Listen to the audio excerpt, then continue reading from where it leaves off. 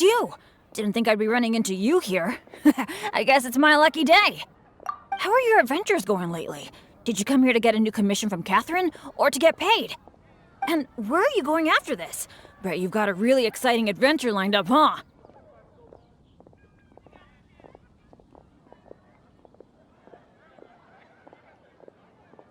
Oh, I'm talking too much, aren't I? I'm sorry. I was just so excited to run into someone I admire so much. And, maybe a little starstruck, too.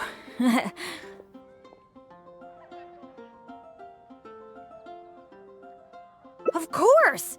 You're the mysterious traveler, the hero who quelled the Storm Terror crisis, and the leader of your own adventure team to boot. If I'm being honest, I'm totally jealous of all your achievements. Yeah, word's been spreading in adventurer circles for a long time now. Your adventure team shows up all over the continent.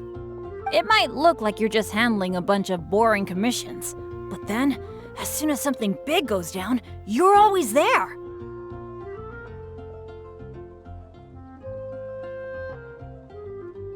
Anyway, I just really envy you.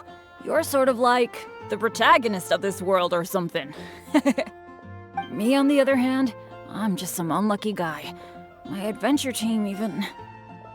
never mind. I shouldn't get all down in the dumps in front of someone I admire.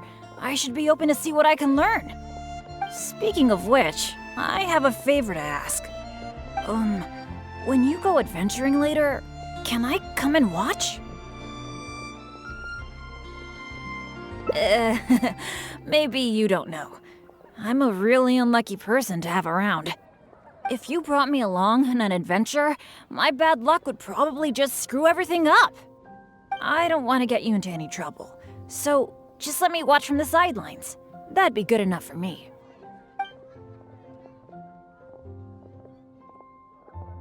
Really? I didn't mishear you, did I? You mean, go adventure with you? Just like we do if I was on your adventure team? Wow, I never thought I'd get an opportunity like this.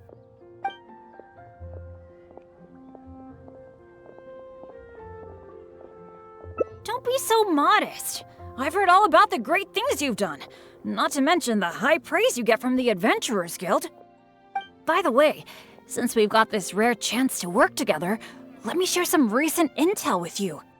According to my friend Fischl in the Guild, a mysterious and dangerous ruin has recently been discovered. Based on how the Guild ranks the difficulty of its commissions, it's probably between a rank B and a rank A. Normally, I wouldn't feel confident about taking on this level of commission. After all, with my poor luck, it's safer for me to take on commissions that are a few notches lower than my actual ability. But since you'll be joining me this time, it'll be a piece of cake, right?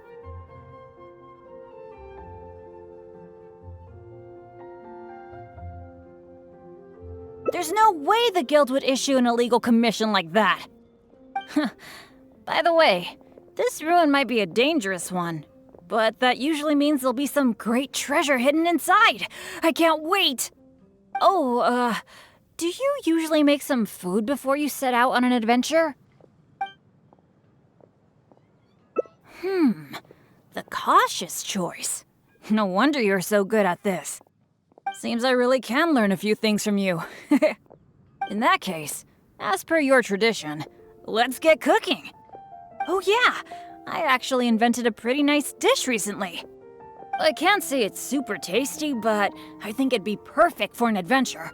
So, how about I show you how to make it? Oh, wait till you see. Ingredients seem to be in short supply. I'm really sorry. I probably need your help to get some. The ingredients needed for this dish are mint, radish, and slime condensate. One of each, please. You got that, right? I'll wait for you near the pot at Good Hunter. Come find me when you're done collecting.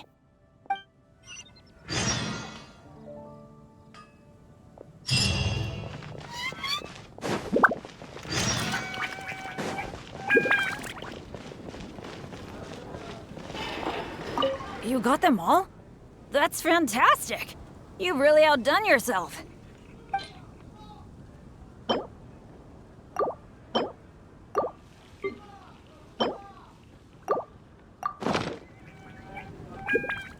Now that we've got our ingredients, allow me to handle the cooking. It's done. I forgot the exact order you're supposed to add the ingredients in, but it should be all right. I'll pack it up and leave it with you until we get to the ruins. I think so. Should be pretty much basically the same as when I first came up with it, so, yep. Well, now that the food is ready, let's head for those mysterious ruins.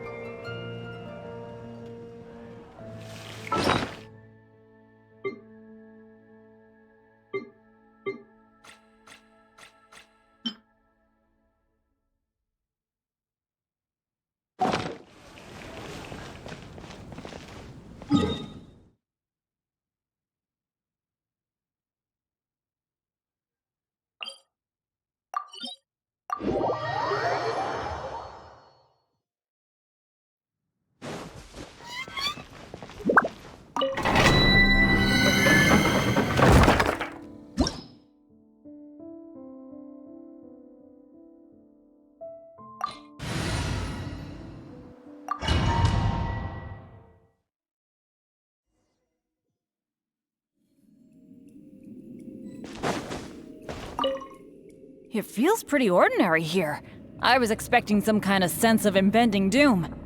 Could it be that because you're here with me, I'm feeling more at ease? Huh.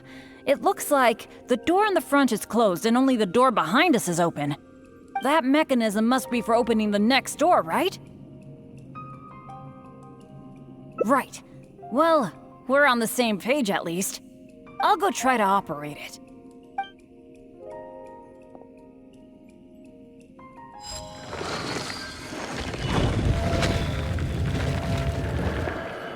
Just as I expected.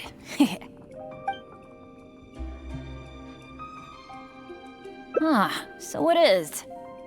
A true adventurer can't just barge on forward. It's also important to make sure there is a way back. That's what my dads always say. Let me try the mechanism one more time.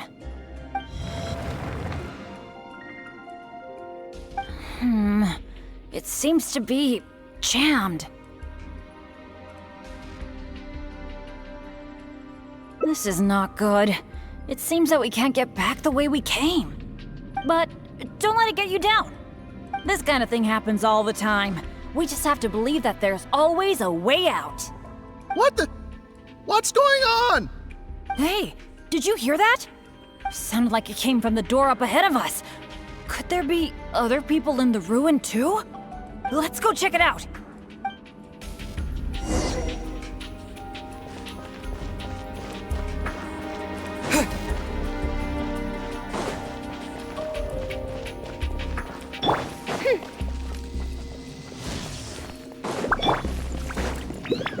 Over there!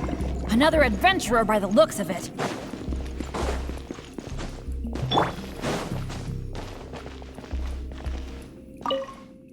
Hello, fellow adventurer. We, like you, are here to... Bennett?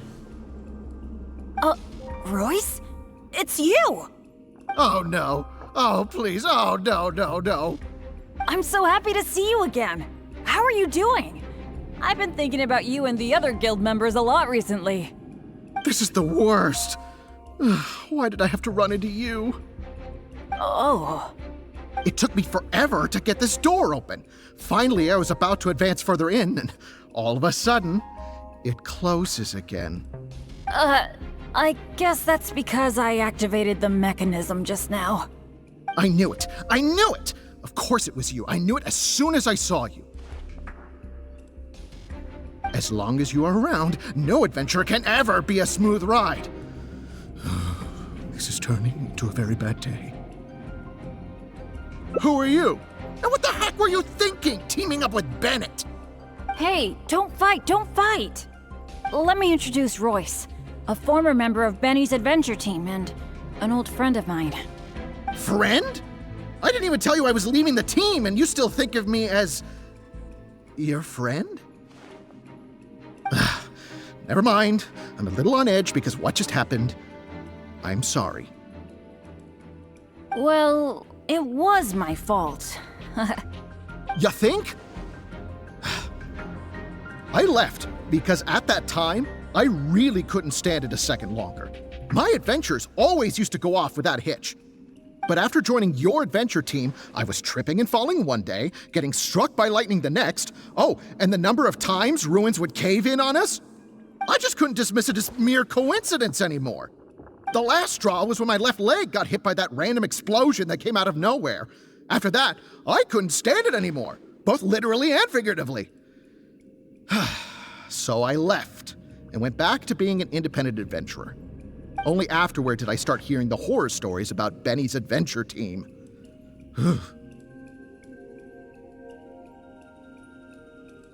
You're right. I really shouldn't have put the blame on him like that. All right. It's all in the past now. Talking about all the bad things that happened will only make you more upset, right?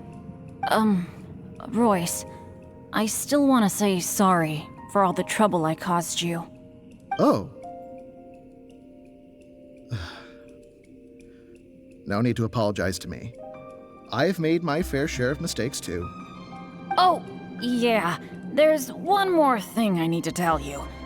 The door we came through on the way in also got closed, and I don't think we can get it open again. So we're probably trapped here now. What a pain in the butt. Bennett! Everything always goes wrong when I'm with you! Oh, well, there's nothing I can do. Sorry. What am I gonna do? I've used up all my supplies already! This is it. This is how I go, isn't it? Here, today, and all because of Bennett! Well, I don't know what I could do to apologize. If you don't mind, maybe we can share some of our supplies with you. But of course, I'll have to check with my partner first. So, what do you think?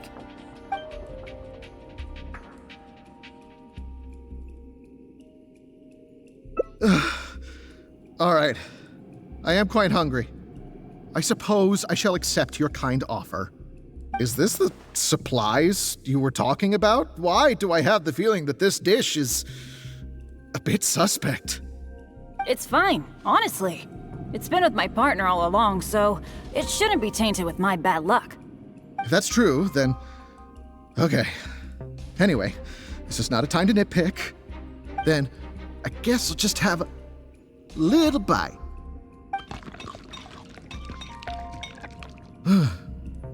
Tastes a little... huh, what a strange texture. Ugh. What is that churning feeling in my stomach?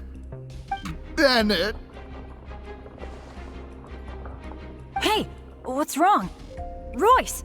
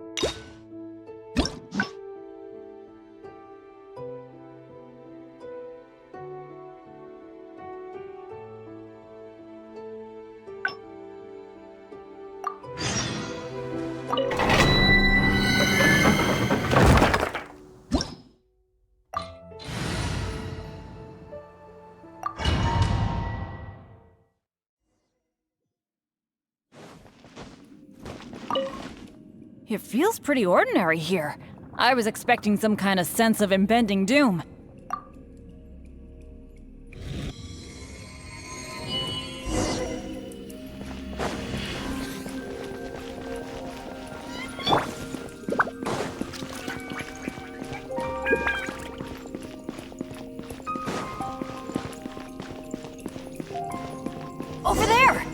Another adventurer by the looks of it.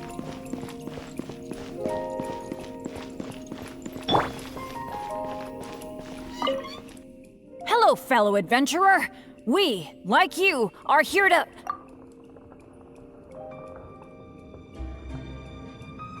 But it was because of my bad luck, though. So, you mean, as the unlucky one, I should think of myself more? You do have a point there. It's just, I've been used to thinking this way for a long time. Hearing you say that, though, I feel like maybe I do need to take better care of myself. I'm sorry, Royce. We'll have to keep the rest of our supplies for ourselves. But let's try to find a way out together. Nobody cares about your supplies. Knowing you, they're probably cursed anyway. And as for finding the exit together, count me out. With Bennett around, I'm sure any exit I find will only be blocked. Well, then take care, Royce. You take care too, Bennett.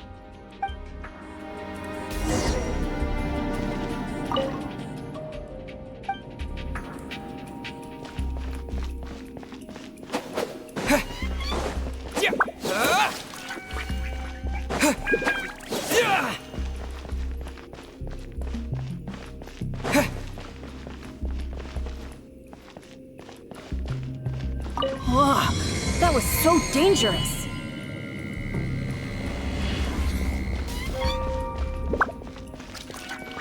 I can't believe it. It's a trap.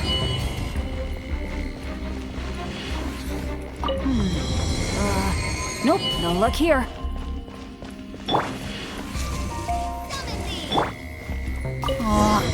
What awful luck. I've checked every single nook and cranny in this place. Still not a clue. Is there really no way out of here apart from that broken mechanism? Well, guess our only hope now is to wait for help. The Adventurers Guild might notice our disappearance and send someone. Then again, that depends on how lucky we are. If the rescue team takes too long to find us, we might already be... I hate feeling helpless, sitting here waiting for the end to come.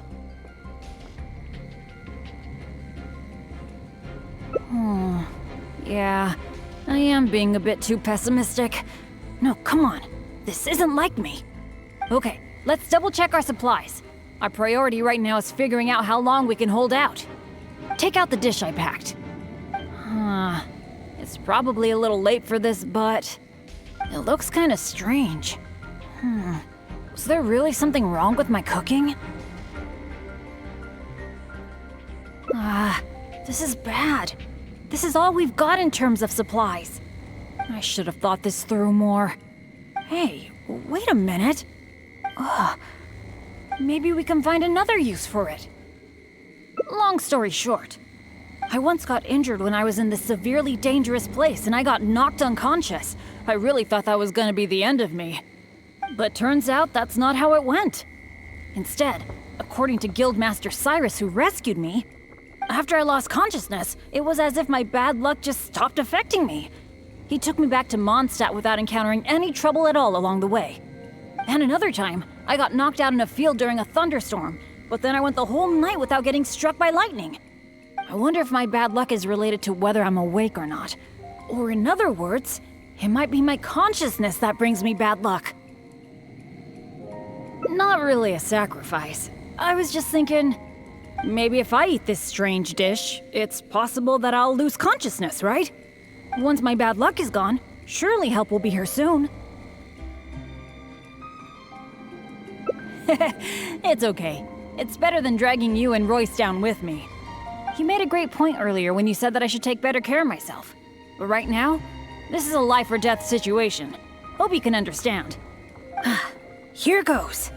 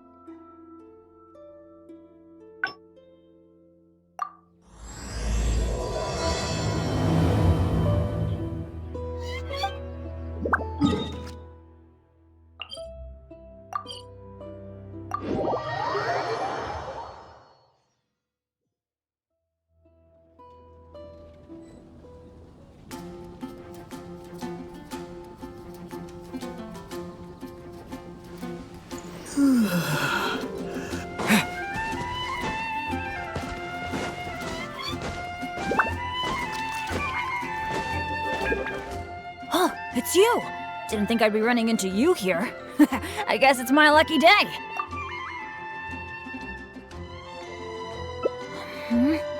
Something else? I guess you're right. Even just the chance to talk with you would be great too. Yeah, let's forget about adventuring for now. But, what would we do instead?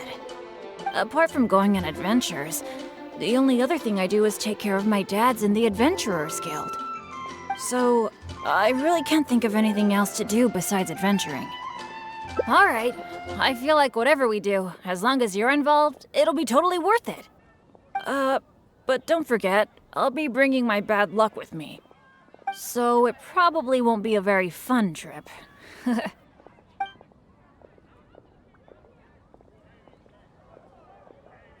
Really? Looking forward to hanging out with someone like me? Seems like the rumors are all true. You really are a nice person able to bring people together. So, where are we gonna go?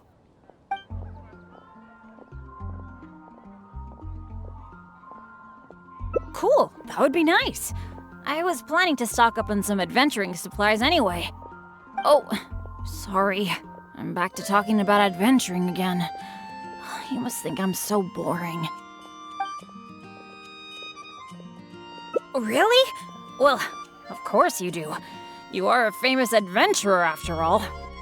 How about we go to the souvenir store? With Wind Comes Glory is my favorite shop ever. What can I say? Mondstadt's where I grew up. Let's go. There will definitely be something that catches your eye. No rest for the wicked.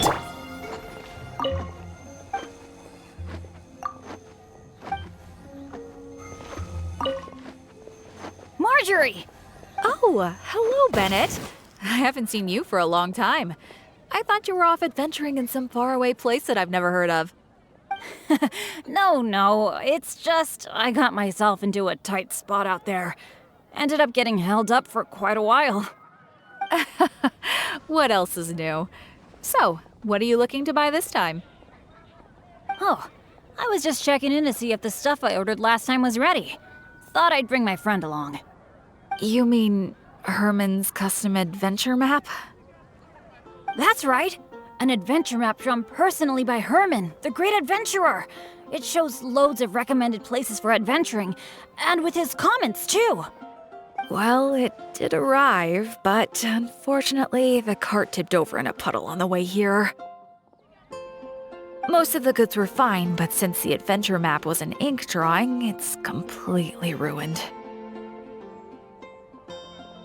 What? Oh, shoot. That's such a shame. Yes, I am the one who has to bear the loss after all. Maybe I should reconsider whether I'm happy to accept orders from Bennett in the future.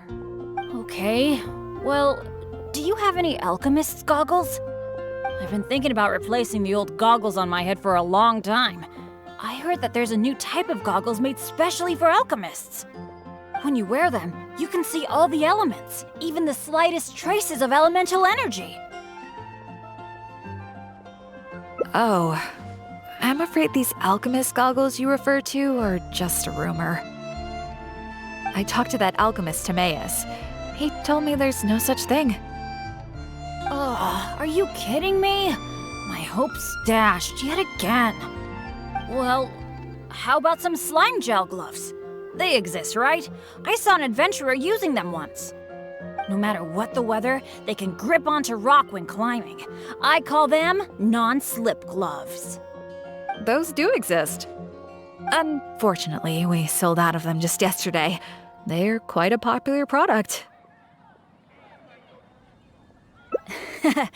It's okay. No big deal. I'm pretty much used to coming home empty-handed when I go shopping. Don't let it bother you. Oh, hey, how about I treat you to a meal at Good Hunter? We've been hanging out for a while now. You must be getting hungry, right? Let's go!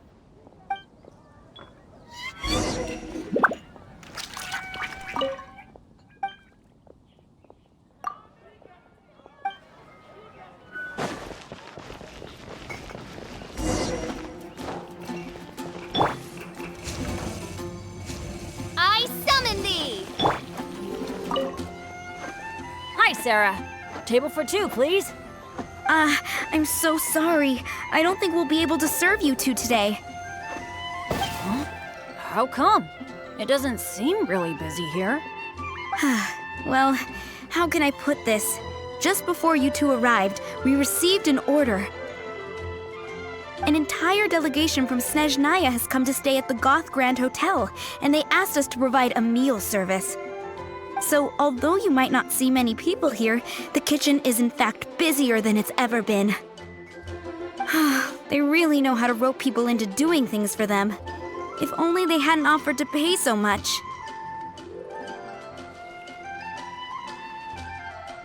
Oh, I've actually never had any dealings with them.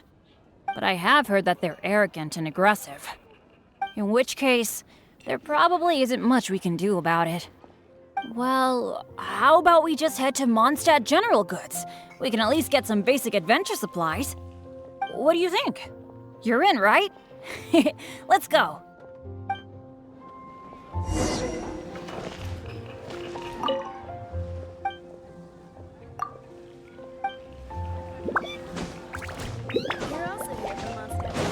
Huh, that's strange.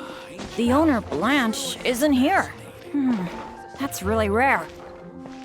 Let's go over there and see what that sign says.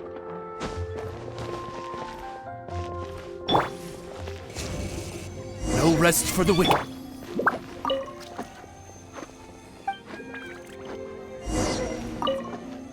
Wow! Is this for real? A discount? I mean, sure, but not when I'm around. I've never had such good luck before. It must be because I'm with you.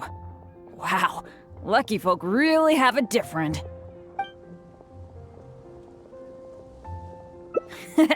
You're so nice. Then again, any discount's a bit meaningless without Blanche being here. Shall we wait here for a while? When Blanche comes back, I'm gonna buy a bunch. After all, this is a rare opportunity, especially for someone like me. Blanche is taking quite a while. It must be an emergency. I feel like she hardly ever leaves the counter. Oh, really? Don't worry. If we manage to catch a sale, today's gotta be a good day. Patience is a virtue for adventurers too. There's no rush. Do you think that Blanche is in some kind of trouble? I'm getting a bit worried. The 50% discount is a big deal, but compared to Blanche's safety, I mean... It's probably just all this waiting around making my imagination run wild, I guess. Come on, snap out of it.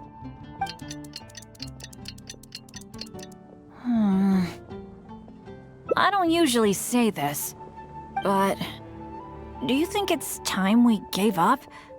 Blanche probably won't be back today, right? I guess I overestimated my luck.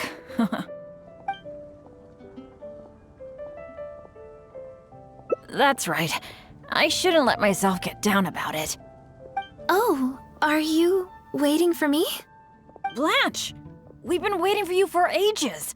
You're finally back. I was getting worried about you. What happened? Did you run into some kind of trouble? Oh, nothing like that. I was just sorting some things out at home. Thanks for your concern, though. But why are you two waiting anyway? I posted a notice saying that we'd be closed today.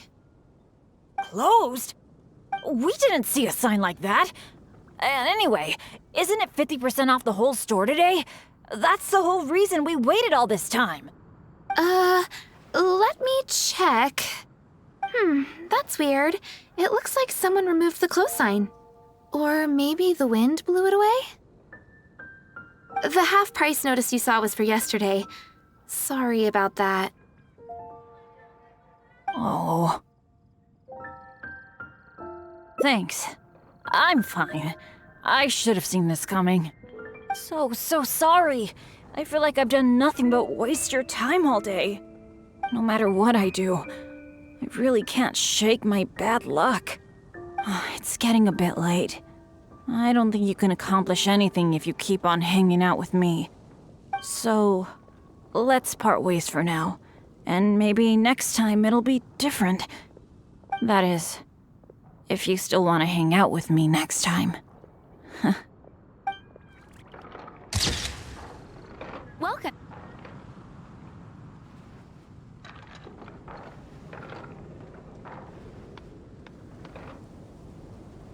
Ancient alchemy truly is fascinating.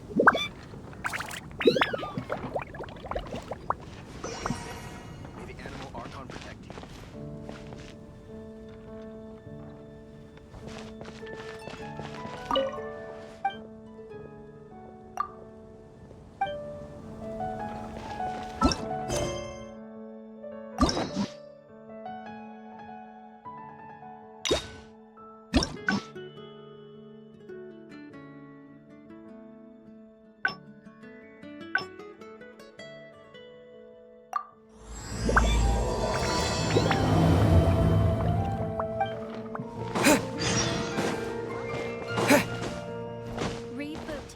Oh, it's you!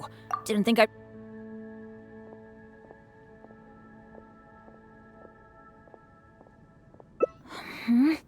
Something else?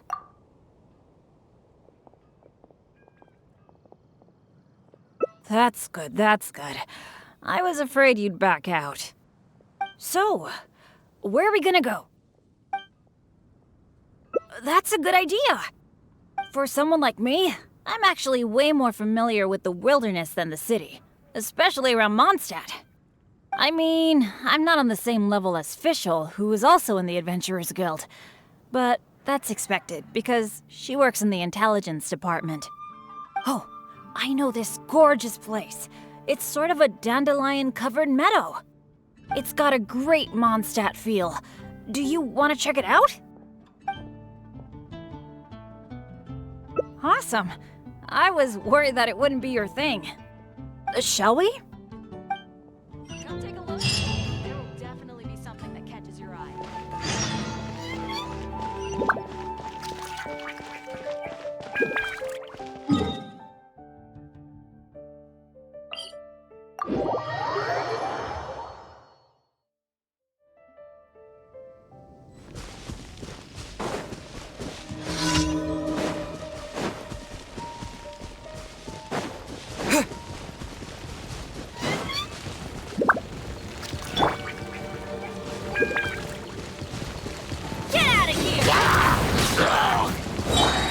I summon thee!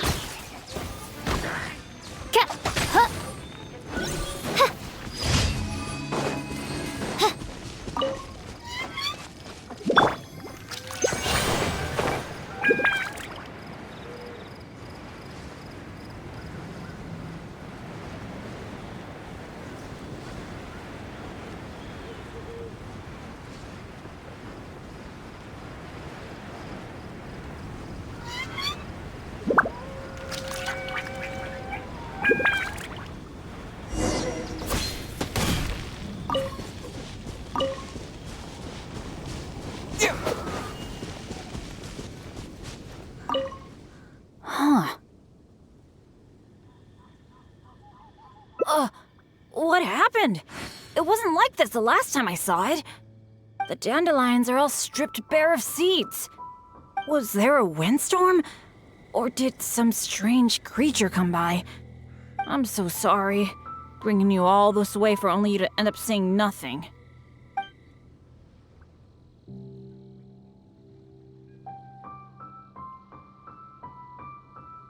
Really? You're not just saying that because you don't want to hurt my feelings, are you? You're so nice. Well, there's not much reason to stay here anymore. But how about we take a walk around the area? Maybe we'll find something interesting.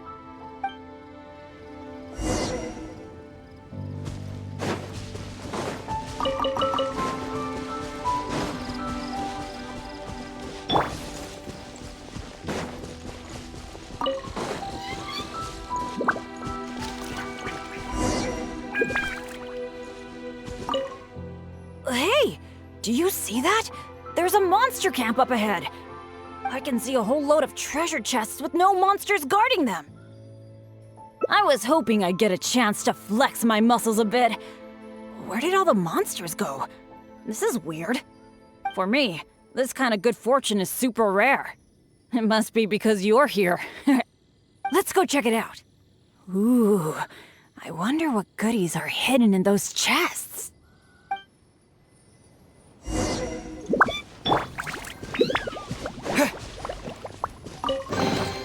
Is this an answer from this world?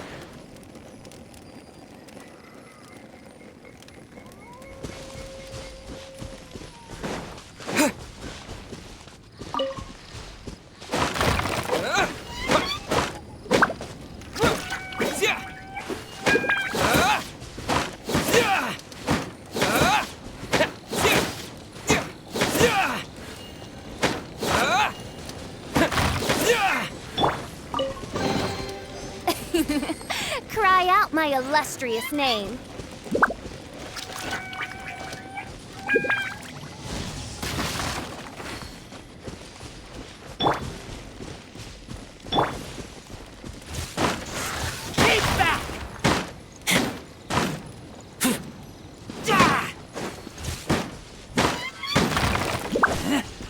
Why are these chests so empty? It looks like there's nothing good left in them.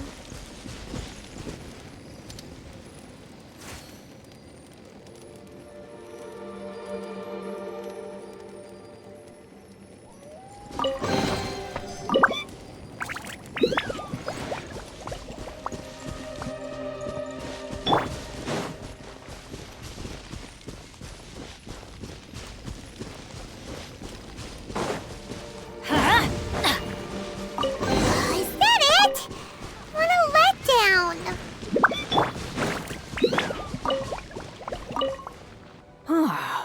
We didn't miss any, right?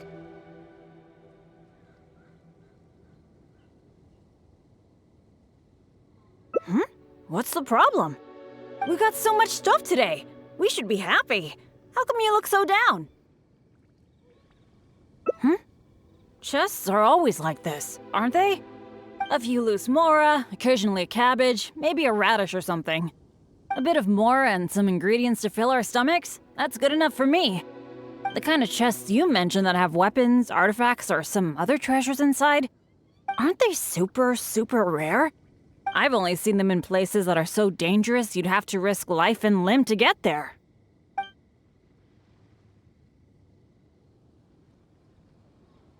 Right? So let's not ask for too much. Let's keep walking. Who knows when the monsters might return?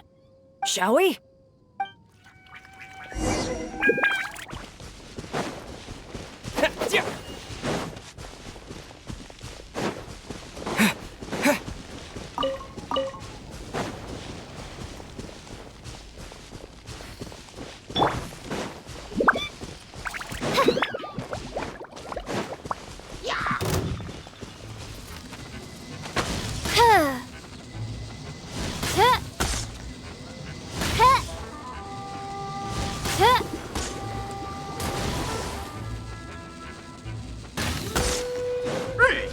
By royal...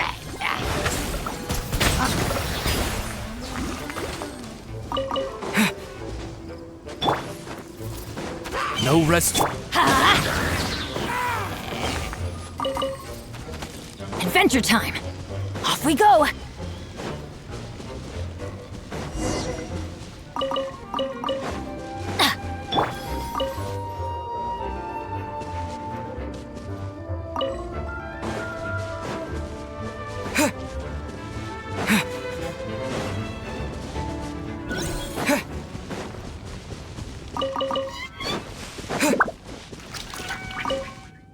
It's so nice here. The breeze is so comforting. Really lifts my mood. I've been adventuring alone for a long time. It feels so nice to have company. Honestly, I miss it a lot. Oh, not that I'm super lonely or anything. I've got my dads to keep me company when I'm not out adventuring. Actually, did I tell you about my dads already? Back in the day, they were all great adventurers. They've got so many cool stories. They were the ones who rescued me from a perilous place when I was just a baby. And together, they raised me. Now, they're all old and frail. Some of them can't even walk by themselves anymore. So, it's my turn to take care of them. I'd love to take you to meet them sometime. You'd be blown away by some of their stories. Absolutely! I picked up most of my adventure expertise from them. They're incredible. By the way, you did bring a wind glider with you today, right? The weather is so nice and the wind speed is perfect. Why don't we take the chance to go for a glide? Oh. Sorry, I didn't see this coming. Not to this extent, at least. Well, it seems that we'd better give up on that idea. Let's go do something else. Bennett! So there you are. Hi, Jack. Is something going on? Are you here to see me? Some of the older adventurers in the guild are really hurting from their arthritis again. It could be because of the humidity today. You mean my dad's? That's too bad. They'll need someone to take care of them. Well, you're the one who usually looks after them, right? They're all asking for you. Okay, I'll be right over. Oh, wait. Yeah, thanks for understanding. Though, I feel pretty bad leaving you here. We'd better hurry back. They're all waiting for you. Okay, sure. Well, I have to go now. Let me treat you to something next time. Bye.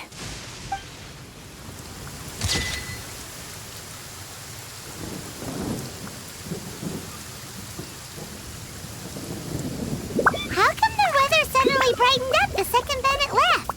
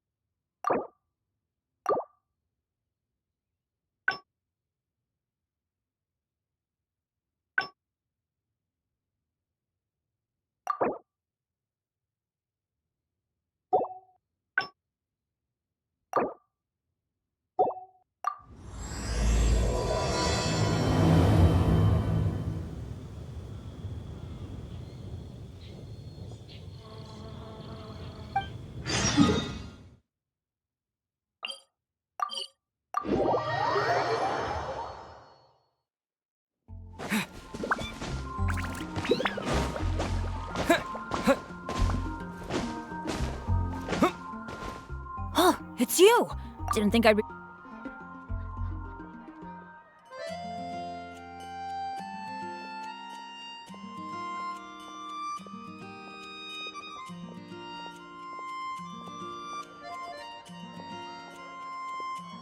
Really? I didn't mishear you, did I?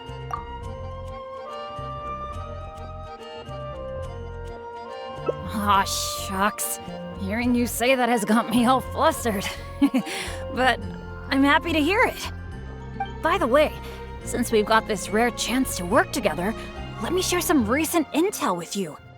According to my friend Fischl in the Guild, a mysterious and dangerous ruin has recently been discovered. Based on how the Guild ranks the difficulty of its commissions, it's probably between a rank B and a rank A. Normally, I wouldn't feel confident about taking on this level of commission. After all, with my poor luck, it's safer for me to take on commissions that are a few notches lower than my actual ability. But since you'll be joining me this time, it'll be a piece of cake, right? Of course! Defeating Storm Terror puts you on par with Guildmaster Cyrus in my mind. By the way, this ruin might be a dangerous one, but that usually means there'll be some great treasure hidden inside. I can't wait! Oh, do you usually make some food before you set out on an adventure? Oh, I guess you're such a pro that you don't need to worry about that, huh? Awesome. Then what are we waiting for? Let's go!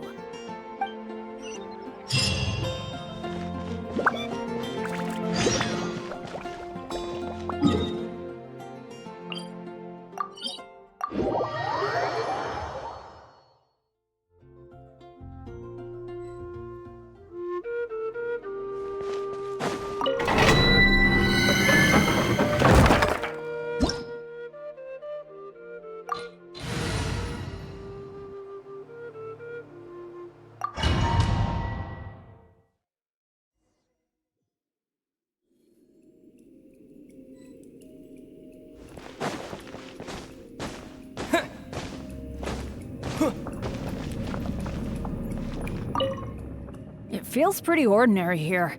I was expecting some kind of sense of impending doom. Could it be that because you're here with me, I'm feeling more at ease? I, for one, am getting a strong sense of treasure in the area. Let's hurry up. Onward.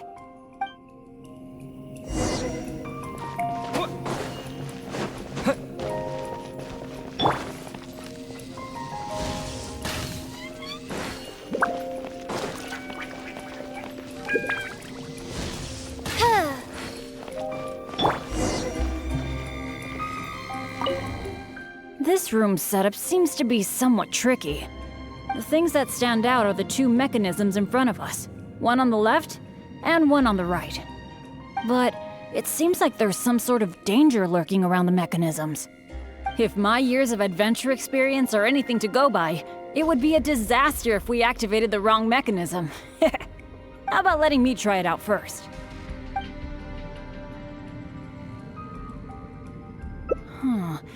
I could try it out myself, but what do you think we should do? Let's do it your way. Well, that's a possibility. Yeah, let's try it then. I'll take the right side, you take the left. Go stand by the mechanism, and when we're both ready, let's trigger them.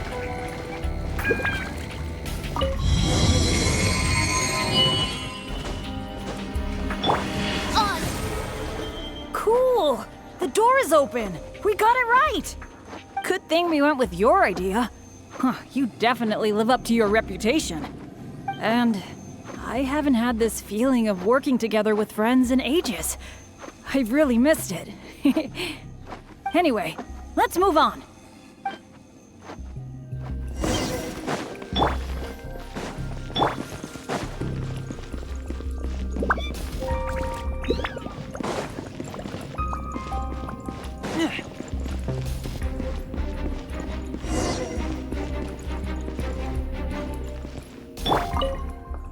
Oh, so this room has 4 mechanisms, which means... That's what I'm thinking, based on the last room. I think we're gonna need 4 people to trigger all the mechanisms at the same time. If only the rest of Benny's adventure team were here. I hate to admit it, but the truth is, it's gone. It remains in name alone. The only reason Catherine hasn't deregistered Benny's adventure team is because she took pity on me. In fact, the number of adventurers on the team has been below the registration requirements for a long time already. Yeah. Royce, Heckler, and Jack were all members of Benny's adventure team. A lot of things went down, but it mostly ended because of my bad luck. I completely understand why they quit the team. I'd never want to put them in danger on my account.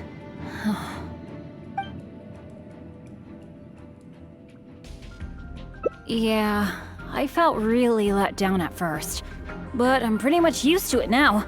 It's okay. Even though I'm the only one left on Benny's adventure team, one day I'm gonna make sure its name is known all over Teyvat. Thank you. Let's focus on the problem at hand. Sorry. The thought of the adventure team got me all sentimental.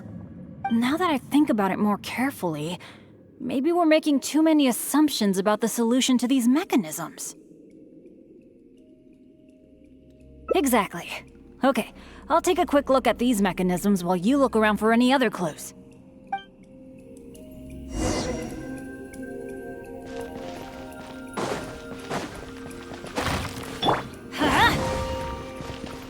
There doesn't seem to be anything here.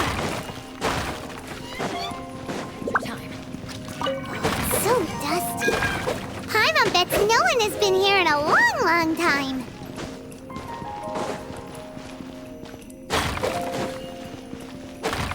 Hey, that looks like a notebook. Let's grab it and check it out with Bennett, shall we?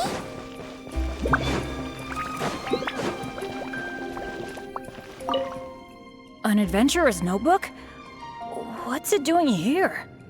Maybe it's got some clues on how to crack these mechanisms. Shall we take a look? Whoa, it really does have some information about them.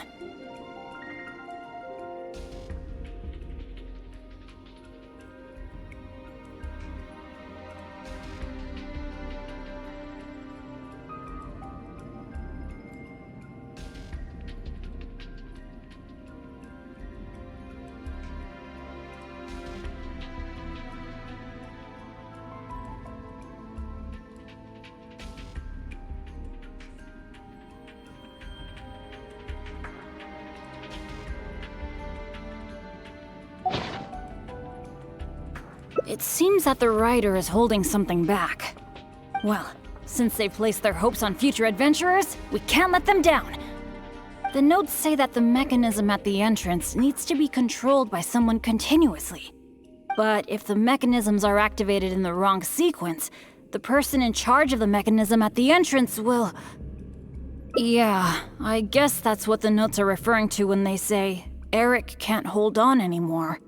Anyway, I'll take that role. It's okay, it's okay. Getting injured is just part of my daily routine. I'm pretty used to it by now. At the very least, I should be able to last longer than this Eric guy. And more importantly, I trust you.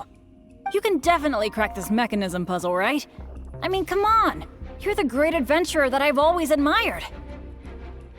Alright. Let's just focus on solving these mechanisms. Remember what the notes say. The number of torches is not the hint for the activation sequence. Perhaps the sequence is related to the position of the torches on the ground. Well, don't put too much pressure on yourself just because you're afraid I'll get hurt. Just go with your gut and do it.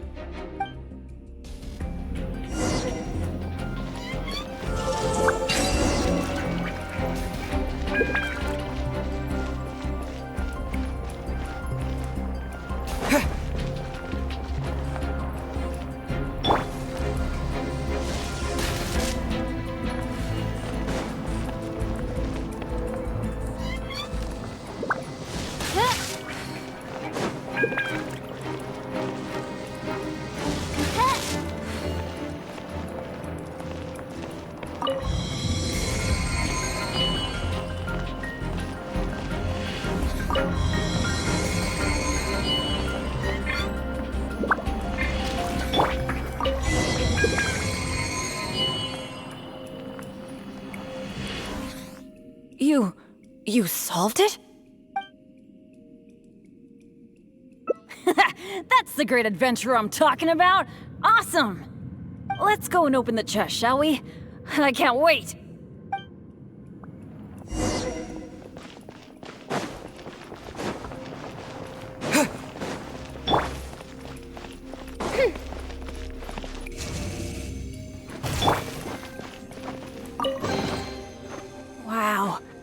That was quite a haul. This must be the proudest moment for any adventurer. Not only getting the chest, but having this golden opportunity to join you on an adventure. For me, that's a pretty major treasure already. Really? Then I'm honored. But there's one other thing that I find the most amazing of all. The fact that nothing really bad happened to us this whole adventure. This is the first time in my whole adventure career that it's ever turned out this way.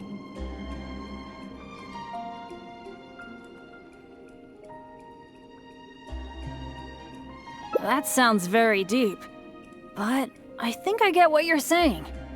You're saying that no matter how unlucky I might be, there'll always be times when luck is on my side, right? Yeah, this is a really big thing for me. And you know, I have a feeling that it was your kindness and goodwill towards me that helped me avoid a lot of bad luck, even find a little good luck. It's a bit embarrassing to say that out loud, but all in all, thank you for everything. I hope I get to go on another adventure with you soon.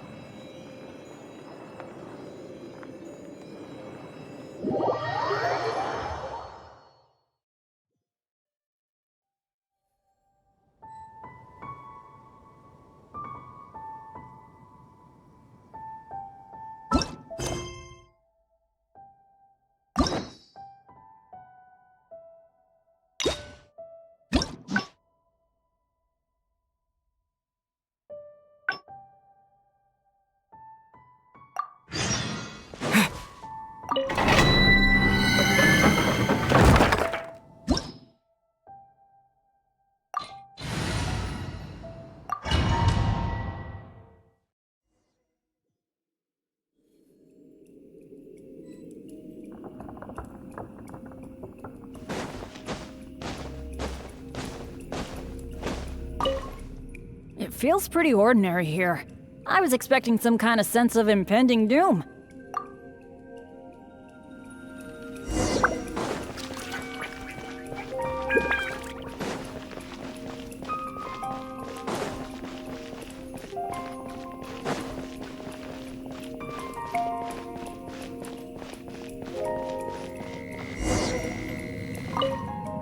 This room's setup seems to be somewhat tricky. The things that stand out are the two mechanisms in front of us, one on the left and one on the right. But it seems like there's some sort of danger lurking around the mechanisms. If my years of adventure experience are anything to go by, it would be a disaster if we activated the wrong mechanism. How about letting me try it out first?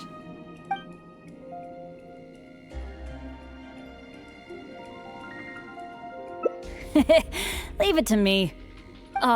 But as you know, I really don't have any luck. So, I'll leave it to you to decide which of these two mechanisms we should trigger. Actually, I was thinking of the one on the left, so maybe that means that the one on the right must be the correct one. Let me see.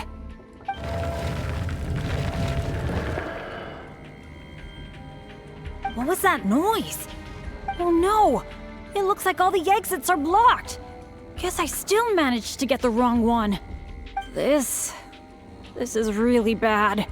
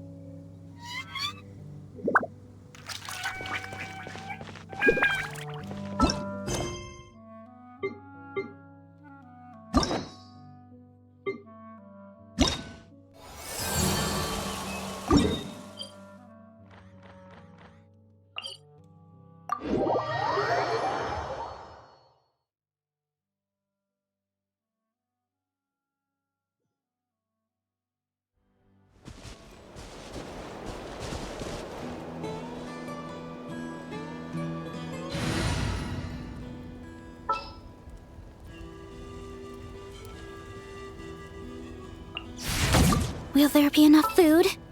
If not, I brought my own stash. Ready to ride.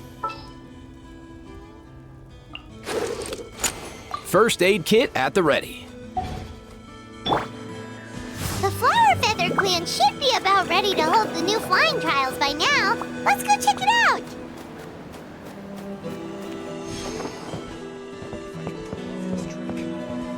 So cool. Yeah. Easy now, Kakuku.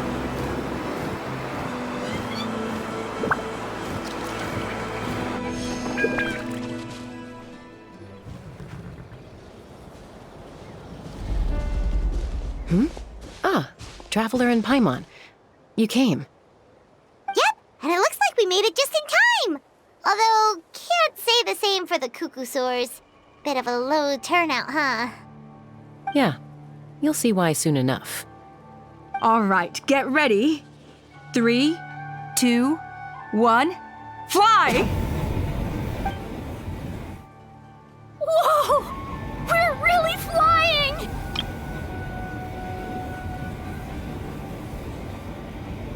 I feel light as a feather. I'm flying without a Cuckoosaur. These phlogiston wings are awesome! What's going on? Paimon can barely believe her eyes. How did they fly all on their own? The merchants we ran into that day were selling a product called phlogiston wings. It's a flying machine worn on the back. To operate it, you just use a handheld trackball that controls the flow of gaseous phlogiston. That's incredible. Yeah. If Natlan mass adopted this technology, it would revolutionize our mobility and responsiveness in times of crisis. Just think of the countless tragedies that could be averted. I feel like I'm dreaming. Did I really just fly on my own without the help of a Cuckoosaur? You'd better believe it. Plus, you just passed a flying trial. Right, Elder Alpa? Elder Alpa? Should this really count as a pass? If we did the trial using phlogiston wings? Why not? The scoring rubric is about flying performance. It doesn't specifically say you have to ride a Cuckoosaur, does it? Yeah, maybe, but... I mean, even Chaska had to ride a Cuckoosaur in a trial, right? And the whole point of the trial is to test both your flying technique and your ability to work with a Saurian companion. Well, if we can fly by ourselves, maybe we don't need to test the ladder anymore. Chaska, Traveler, what are your thoughts on this new invention?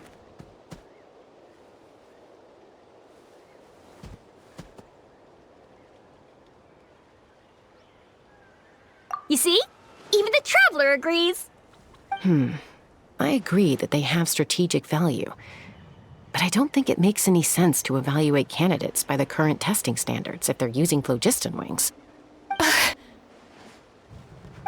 Why? Shunan finally mustered the courage to go through with this, and now you're saying it doesn't count? I don't have any experience using these wings in battle, nor is it immediately obvious how to incorporate them into the existing systems in our tribe. Taking a longer-term perspective, I think we need to start by getting thoroughly acquainted with how these things work. Then we can develop a new trial format with new assessment criteria, tailored to candidates using the phlogiston wings. You all raise valid points. But Chaska, while your proposal sounds perfectly reasonable, it would probably take years to put it into practice. We lost so many people in that war. These phlogiston wings could be exactly what we need to strengthen our forces and boost morale in this trying time. And as for real-world battle experience, there will be plenty of opportunities to gain that. I have high hopes for you, Junon. Huh? Hey, stop staring into space! Say thank you! Oh, thank you. Thank you, Elder Alpa. You have nothing to thank me for. Remember, the way you got your wings back was by relying on yourself. Oh, Elder Alpa! Bad news! Cucosaurs are attacking the merchants again! Again? Okay, everyone, stay put while I... Huh? Chaska?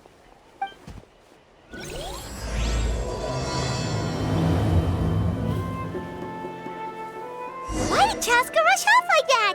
And then Elder Alpa and the others too? Anyway, let's go see what this is all about.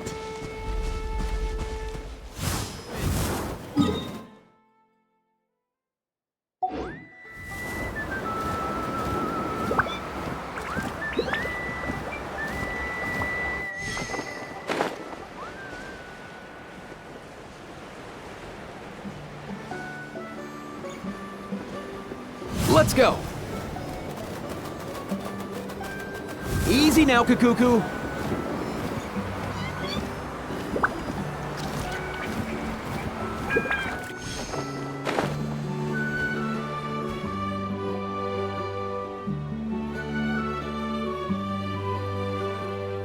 Oh, it's back! It found us again! Run! Get out of here!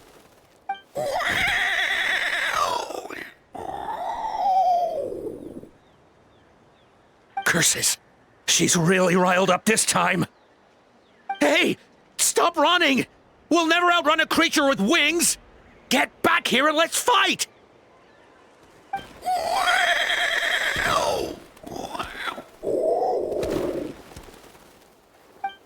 Stop! All of you! Chaska! Oh, wonderful! Quick, get rid of that thing!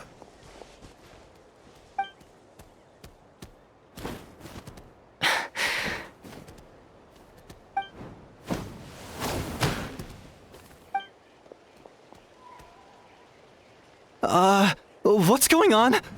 Why isn't she doing anything? So it really is you, sister. Wait, sister? That Cucosaur is Chaska's sister?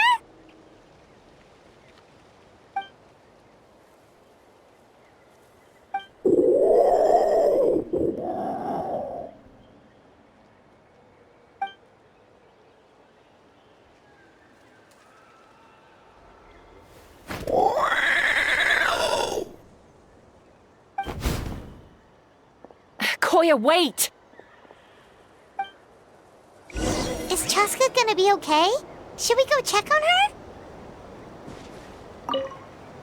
What was wrong with that Cucosaur? Why was it so aggressive? If we just let it escape back into the wild, who's to say it won't attack again?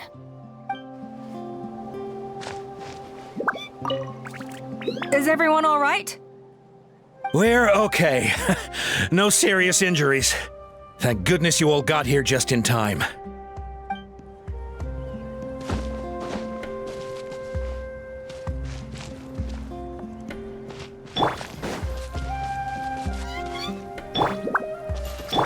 Burn it down!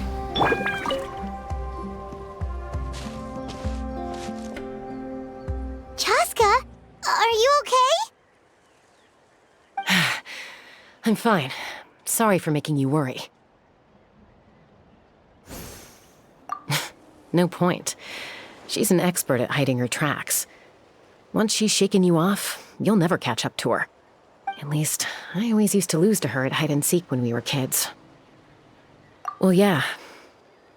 You know I was raised by Cucosaurs. Anyway, she and I grew up in the nest together. Her name's Koya, and she's my big sister. We played together all the time, chasing each other through treetops or mountaintops. It felt like it would go on that way forever. Until the day I was sent back to live with the humans. Not all Cucosaurs are friendly towards people. Koya, for instance, she's fine with me because we grew up around each other, but she's not fond of other humans. When Mom decided to send me away, Koya strongly protested, and after I left, she became more and more reluctant to interact with humans. Maybe she thinks that humans stole you away from her. It's a possibility, but in any case, we still stayed best friends at first. I had a hard time adjusting to life in the tribe. So whenever something went wrong, I'd run off into the wild and vent to Koya. Ah, so that's what Uncle Cusco was talking about. He said you seemed to prefer hanging out with Saurians to your own kind back then. Yeah, I did. But then, gradually, everything changed.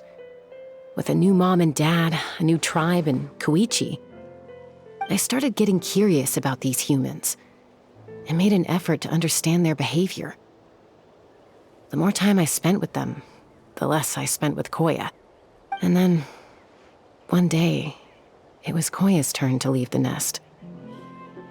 She sought me out and asked if I was willing to leave the tribe and go live in the wilderness with her.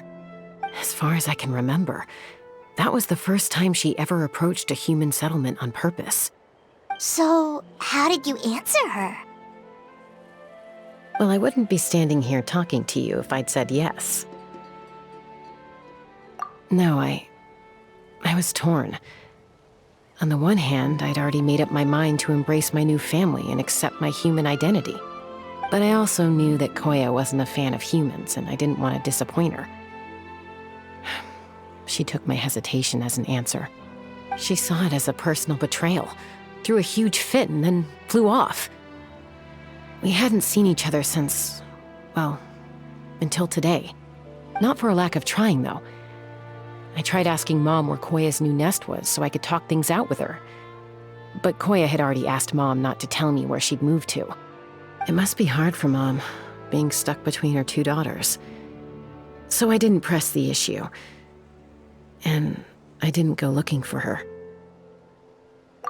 If things carry on like this, I need to make sure I find her before anyone else, even if she doesn't want to see me. For now, let's bring the wounded back to the tribe, and see what Mutota and Elder Alba have in mind.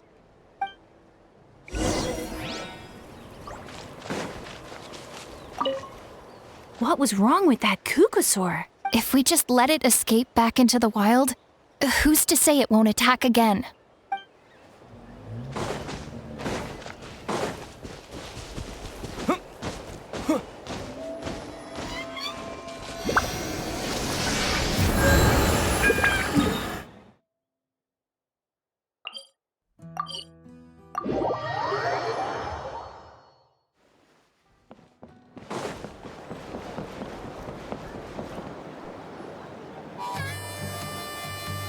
So, I hear there's been another Kukusaur attack. Ha! I knew it! They're wild animals, and they can't be trusted. Hey, show a little respect. The Kukusaurs are our partners. Maybe in the flying squad, but they don't give a hoot about the rest of us. Well, now that we have the phlogiston wings, do we even need the Kukusaurs anymore? Are you kidding? How are we supposed to protect our tribe without them? I didn't mean it like that. Huh? Protect our tribe? Or are you just scared that your precious flying squad will lose its prestigious position? You take that back! Things are changing so quickly. Chaska, there's a conflict emerging there. Aren't you going to nip it in the bud? The whole tribe's talking about this now. Breaking up a single fight won't solve anything. The real source of conflict here is the phlogiston wings, and what happened with Koya. On any other day, people would just brush this attack aside. After all, clashes between wild Kukusaurs and humans are no more common than those between people. But now that the phlogiston wings have entered the equation, it's sparked a debate over whether our tribe needs the Kukusaurs at all. I worry that we risk repeating the mistakes of the Cinder City. Back then, Lord Ochkan's hatred of the Saurians nearly destroyed the peace forged by the Pyro Archon. Chaska, to prevent things from deteriorating further, I'd like to task you with restoring peace to the tribe. I will. Traveler, you've already done so much for Natlan, and the Flower Feather clan has no right to ask more of you. But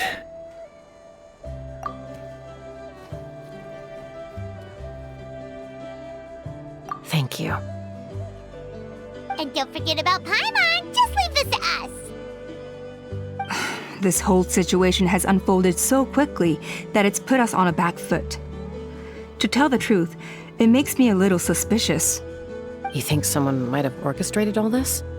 It's possible. Leave it with me. I'll look into it. Also, Chaska, could you try to keep a low profile while you're out there digging around? We don't want to give our hand away. I'll do my best. Okay, so where should we start? This all began with Koya's attacks. If we can find out what led her to do it, that should give us something to work with. Unlikely. Given how she reacted when I showed up, I don't think she's forgiven me. If you want to resolve a conflict through dialogue, sometimes you need a third-party facilitator. Let's go see my mom.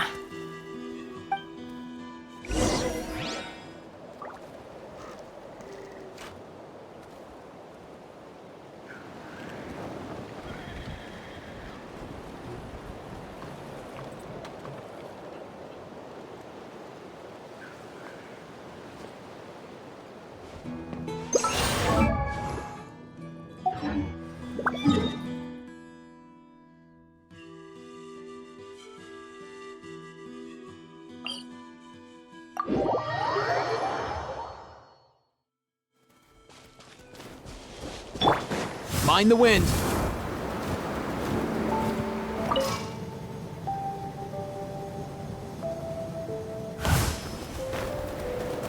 Easy now, Kakuku.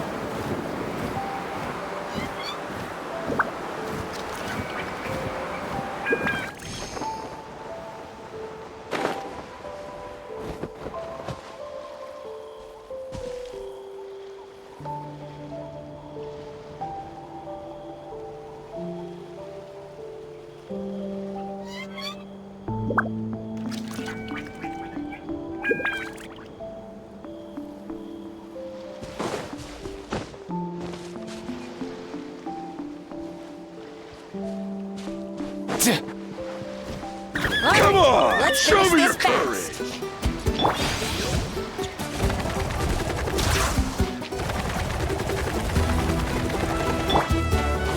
Try and stop me!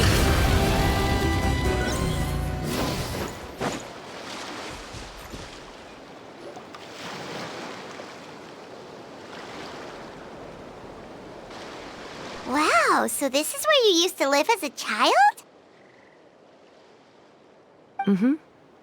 When I was little, we used to do this thing where I'd jump from the top of this tree, and Koya would fly over from the platform and catch me in midair. Or sometimes we'd both fly from the treetop together, and then after some aerial maneuvering, she'd throw me up onto that platform. After we got a bit older, we went to the nearby shores looking for even greater heights. Stop! You're gonna give Paimon a heart attack! Oh, really? I just thought it made a fun story. What? You too? All right, fine. Let's focus on the matter at hand.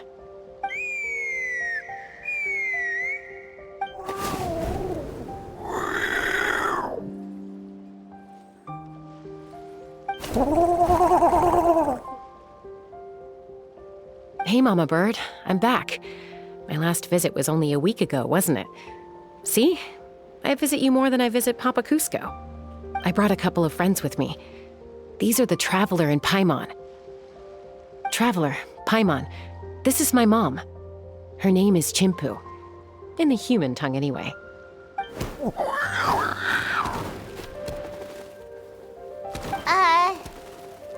Hi! No, not really. I don't speak it as such, but I can sort of get the gist. Although only with Mom and Koya, since I spent my formative years with them. Even then, it's basically a best guess based on their sounds, body language, and expressions. Seems to work about 9 times out of 10, anyway. As for whether Mom understands me, I can't always tell. But somehow we still manage to communicate. Call it the family bond, I guess.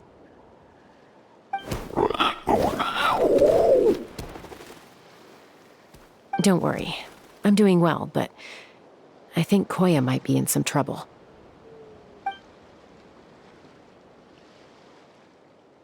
I know she's never been a fan of humans, but she's never deliberately attacked them before either. What's behind this sudden change? Does, Auntie Chimpu know anything? Doesn't look like it. Koya hasn't visited her in a long time. Then, could you please tell me where she's living nowadays? I really need to talk to her. If this animosity between her and the tribe continues, then the next time there's an incident, I don't know if I'll make it there in time.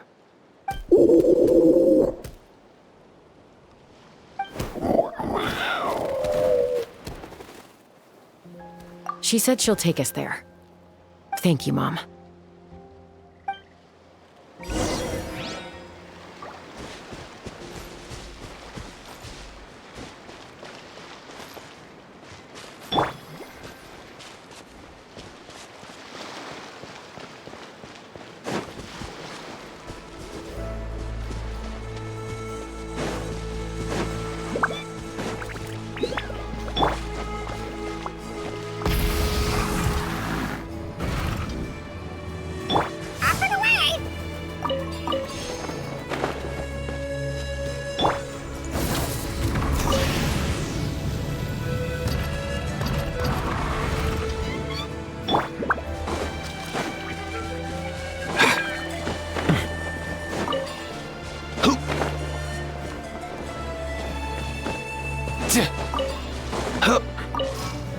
Let's go.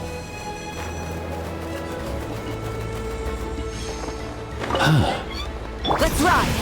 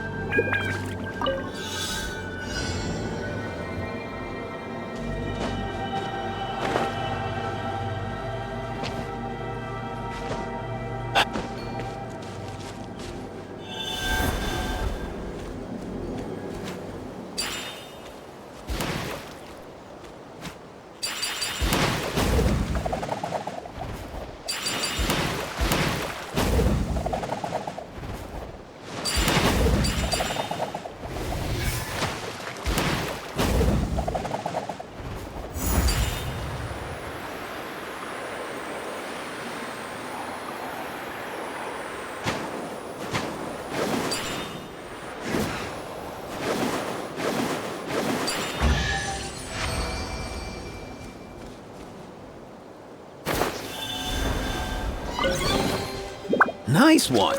You got a knack for tracking these down.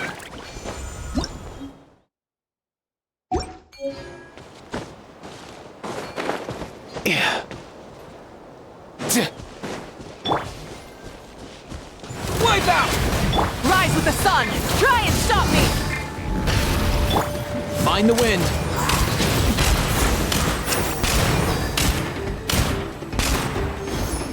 Mind your step! Look out below! Zero incoming! Yeah! Let's ride! Full throttle!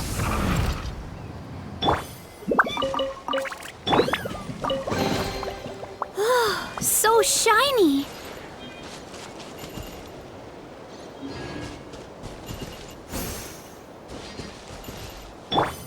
Up and away! All time, bro!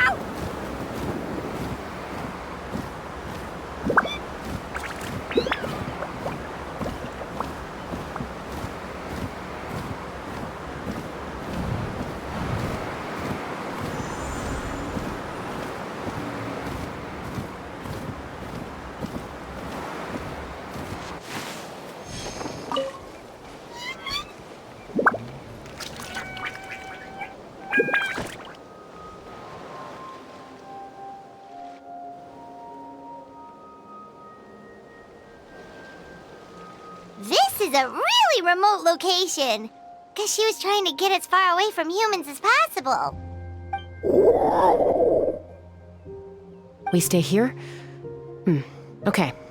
Got it. Traveler, Paimon. Mom says we should stay out of sight for now. She'll talk to Koya first. Koya is very hostile toward humans right now. So if we show up unannounced, it might just make things worse.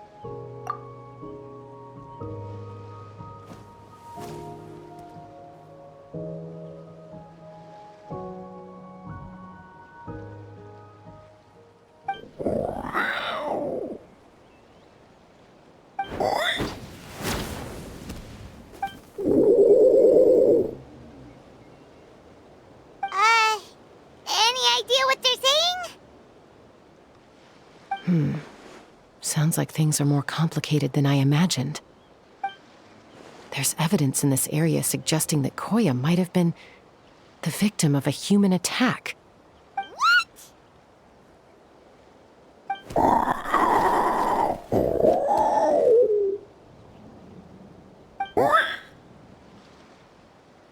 No!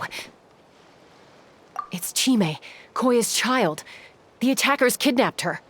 They came over the sea, under the cover of night, and they took Chime.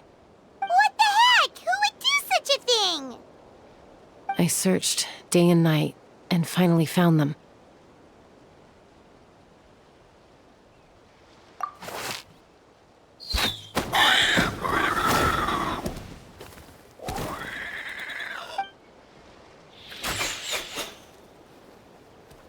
Oh yeah! T'Pol's contraption is working like a charm! Got her in one! Hey, there's another one! Wait, is that the one that got away last time? Who cares? Just get them all! T'Pol pays us per catch!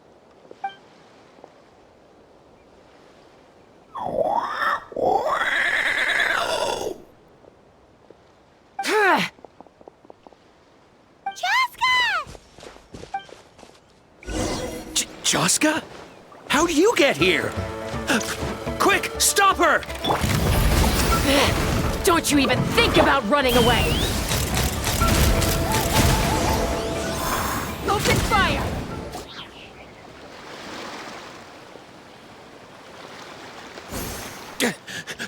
Don't come any closer, or I'll... Go, Phlogiston Wings! Take me out of here! Uh-oh, looks like it malfunctioned! This is bad. Mom and Koya are already injured. And if that thing explodes right next to them... Help! Elemental energy suppresses it! Please, someone! Get back!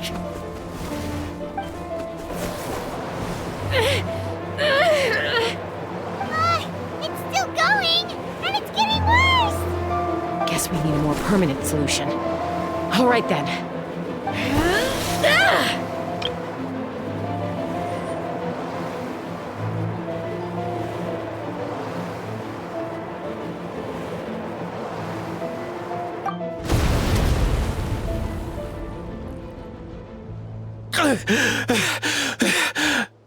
That was too close. I thought I was gonna die.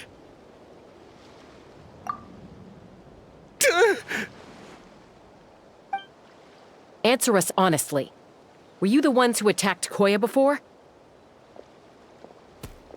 I am... No, it was...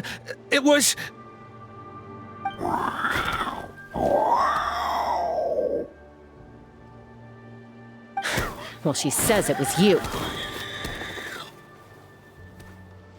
Just tell me, who sent you here?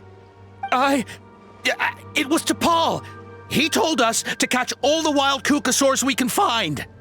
And he also said that this Kukasaur has become a thorn in his side, so he needs dealing with urgently. T'Pol? Huh. Sounds familiar. But where from? Well, he tends to send his orders in writing. He pretty much never communicates with us in person. When he does, he wears a mask to hide his face. And whenever we trade Kukasaurs for Phlogiston Wings, we deal with his henchmen.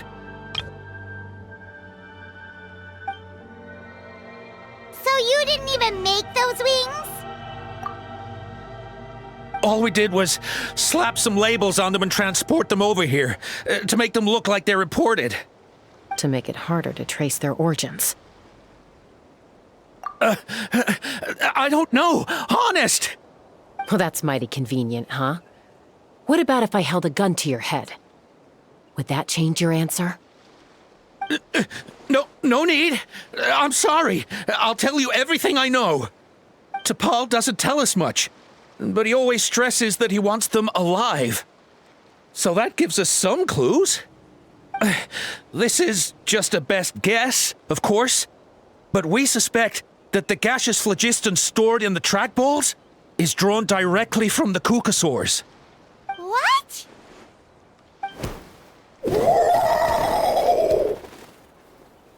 Easy now. You're still injured. Hey, keep talking. Yes, ma'am. So, the gaseous phlogiston has to be highly refined in order to power the phlogiston wings.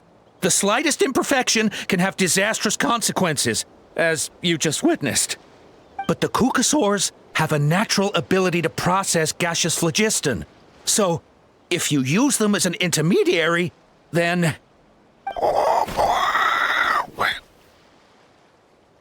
That's enough. So the Kukasaurs you took, where are they now? T'Pol should have them. But no one knows where he's based, apart from him and his henchmen. We've tried looking for it ourselves, even followed them a few times. But we always end up losing track of them. Random thought.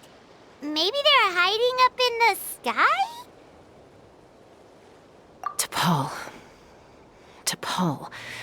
I'm sure I've heard that name. Maybe it was... Chaska! Traveler!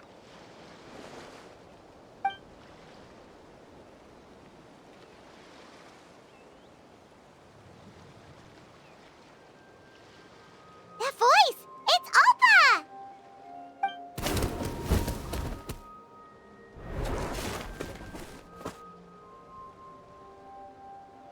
Elder Alpa? What brings you all the way out here? Well, I was patrolling nearby when I heard the sound of an explosion. What's going on?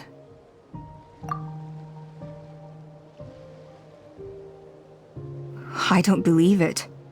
Elder Alpa, does the name T'Pol ring a bell to you? I feel like I've seen it written down before. Maybe in a list of candidates for the flying trials? Huh? So he's a member of your tribe then? No. If he was a member of the Flower Feather Clan, I'd definitely know him.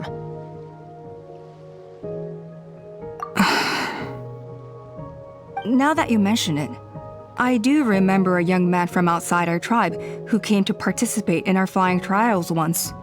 You were away on a mission at the time, which is probably why you don't remember him. He was a craftsman from the Children of Echoes, but he'd always dreamed of soaring the skies, so he wanted to join our flying squad. The Children of Echoes? That's rare. But despite his best efforts, he unfortunately failed to pass the trial and gain the Kukasaur's approval. In the end, he went wingless and returned dejected to the Children of Echoes. Wingless, huh? Maybe he invented the phlogiston wings to get revenge on the Kukasaurs. Perhaps. Or maybe it's simply his way of dealing with his regrets over his past flying endeavors. Either way, it doesn't excuse his abuse of the Kukasaurs. I'm gonna take these guys back and expose the truth to the tribe. It's time for this conflict to end. Easy, Chaska. Remember what I said about keeping a low profile? The ringleader still hasn't shown himself, and this man's allegation about powering the phlogiston wings with Kukasaurs is only speculation. Bringing these men to the tribe now won't win over any current supporters of the phlogiston wings. In fact, it may even escalate the conflict further. After all, many are mistrustful of the Kukasaurs after recent events. Is that why T'Pol waited until now to try to capture my sister? I don't know. I mean, he did tell us to spread negative rumors about the Kukasaurs and slip some Mora to anyone opposed to them, but...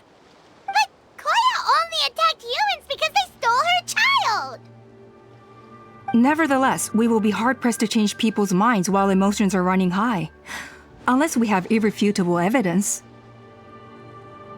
Bravo! My thoughts exactly. In the meantime, leave these men with me. I'll escort them back to the tribe. I'll take the other members of their crew into custody too. They won't get another chance to stir up trouble. Fair enough. I guess finding T'Pol is going to be the key to resolving this conflict. Let's hope the Children of Echoes have some info on him.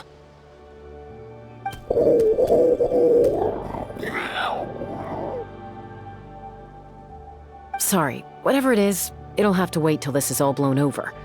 I have to fix this situation before it spirals out of control.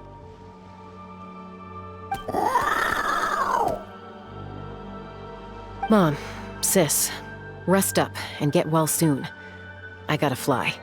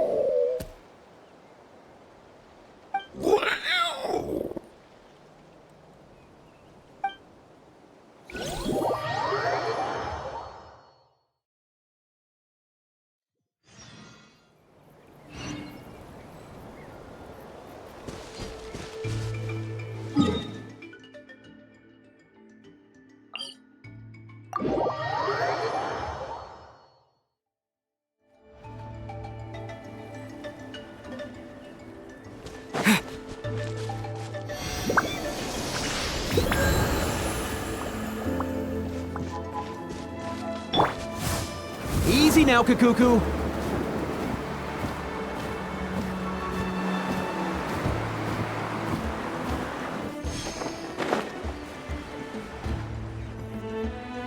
So Appa says that T'Pol's from the Children of Echoes.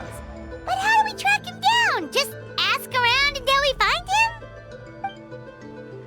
Let's start by talking to someone we know. It'll be faster that way. At this time and place, I'll bet the easiest person to find is... Wakey, wakey, Shilonen! Oh, it's you. Okay, give me a second. I'll come down.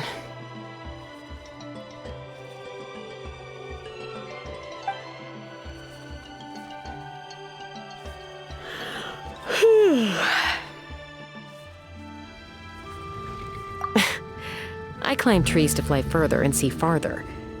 I don't usually stop for a nap. Well, we're not all like you. Always full of energy, even after flying around all day. Yeah. So, you've come all this way and interrupted my precious nap time. Might I inquire as to, why? I'm sorry, Shilonen, but it couldn't wait. Does the name T'Pol mean anything to you? He's a craftsman, apparently. Huh. T'Pol. Yeah, that rings a bell. I think that's Puma's child. Nope, I'm afraid you're a few years too late. Why are you looking for him?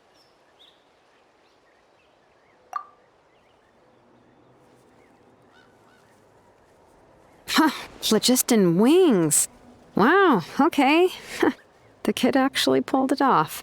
Well, looks like, no more rest for me today. Pulled it off? You mean he's tried making something like this before? Yeah, he started trying to build a flying machine right after he got back from the Flower Feather clan. So right after he went wingless, then. Was this flying machine anything like the gun you made me? You mean your gun that's harder to tame than the proudest Kukasaur? No, he wanted to build something that allows anyone to fly freely, even if they're not naturally gifted. But he never got very far back then, though. Blew up his workshop a few times and barely made it out alive. I never really kept up with him after that.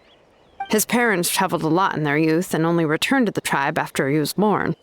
But they settled in a remote area and don't interact with other people much.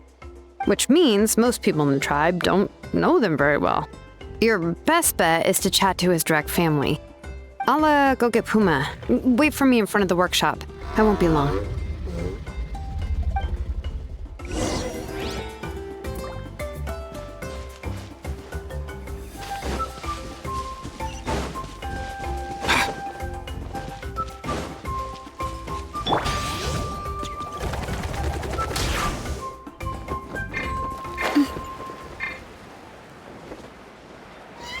Let's ride!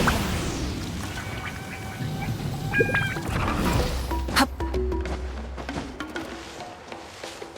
Hip. Phew. Hup.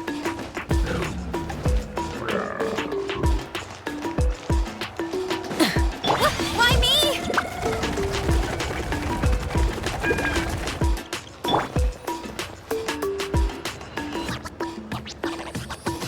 I'm back.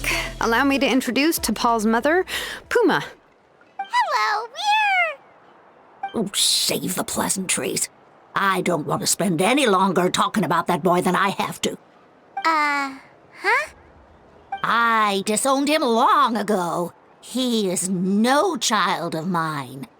All he cared about was his pipe dream of reaching the sky. Oh, we tried to talk sense into him, but he was obsessed. And then when he left us, he spouted some nonsense about building a workshop in the sky to avoid the constant criticism of us ground dwellers.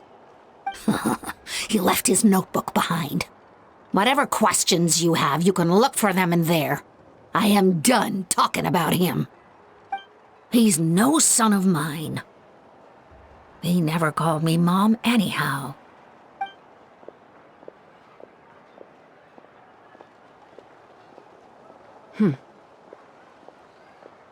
Wow, they've really fallen out.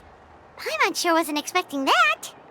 Her husband, T'Pol's father, he passed away recently, and T'Pol didn't even bother to show his face at the funeral.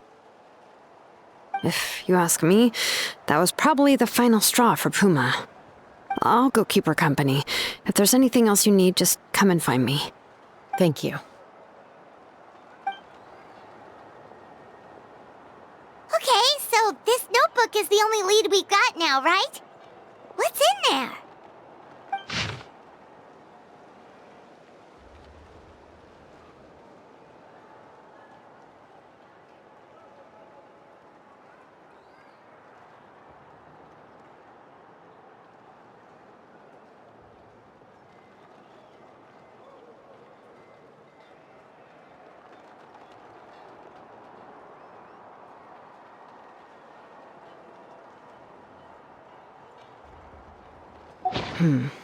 Some early designs for the phlogiston wings, and some theorizing about an airborne workshop.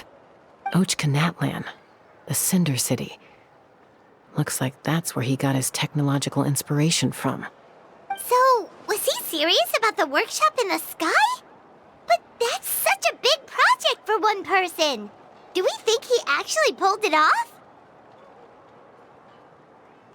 Oh, yes. The one from the trial arena that was super high up! That balloon has been there for a while, and everyone's been wondering how it got up there, but what if that's the wrong question? What if it started off even higher up, above the clouds and out of view, and it only descended to its current height due to some kind of malfunction? Part of T'Pol's workshop? Seems likely. If T'Pol's base had been hiding above the clouds this whole time, that would definitely explain why Isidore couldn't find it. Paimon totally called it! But how do we get up there? Chaska, can you even fly that high? By myself? Possibly. But with a passenger, no chance. I doubt even phlogiston wings could take you up that high. At least, not without that relic T'Pol mentioned in his notebook. Yeah, and he's probably holding on to it. We'll have to find another way. Nope. That's way beyond Paimon's altitude. Also, would you really expect Paimon to go up there and take on T'Pol all by herself? Let's not worry. Just because we can't think of a solution doesn't mean no one else can. I'm not the only flying expert in my tribe, you know. Oh, good point. We should go ask Elder Alpa. And Mutoda. He was quite the flying ace back in the day, too. Let's head back and see what they suggest.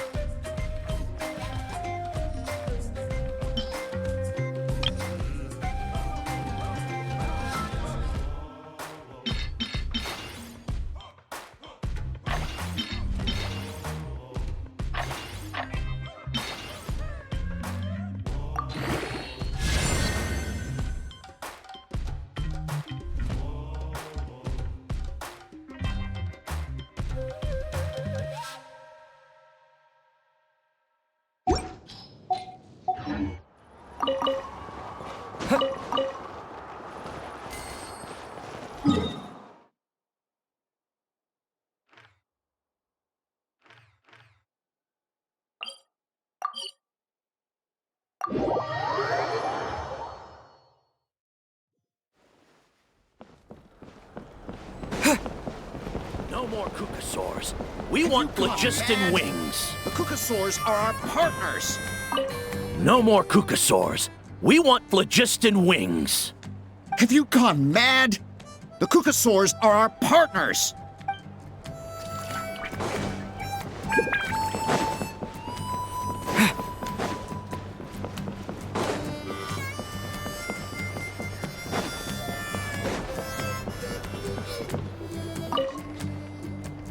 Chaska, you're finally back. Things are getting really tense in the tribe. Have you made any headway with your investigation? Some people even think we arrested the merchants just to support the flying squad and crack down on the phlogiston wings. We found some promising leads, but there's a major obstacle standing between us and the irrefutable evidence we need. A relic from the Cinder City? So Ochkon's still managing to sow discord, even after all these years. An airborne workshop and a hot air balloon above the trial arena. And that's where you're trying to get to now? Neither phlogiston wings nor a Kukasaur can take you that high up. Do you really think that's where T'Pol is hiding? You know what? There might just be a way. Really? Do you still remember those spouts in the arena? When they were all blocked, the gaseous phlogiston was trapped and unable to flow. But now, it's flowing freely. If we were to block them up again... You mean all of them except the one at the very top of the arena? To build up the pressure there? Precisely. With all the gaseous phlogiston flowing through one spout, it would create a high-pressure wind current. And then we just ride it up into the sky! Yes, it has its risks, but with Chaska's abilities, I think she could manage it. It's an extremely risky approach, but I agree that it's feasible. If you want to give it a try, check with Inkanak at the trial grounds. She can explain how to block the spouts. Chaska, if anyone has a hope of seizing this evidence from the high heavens, it is you. We'll do our best to manage the conflict within the tribe while you're gone. Hopefully, it'll buy you some time. Chief, we should put a defense plan in place, just in case.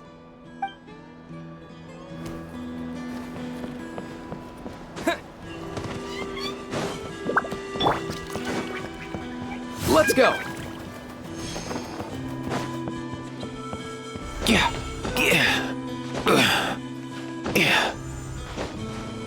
Up and away!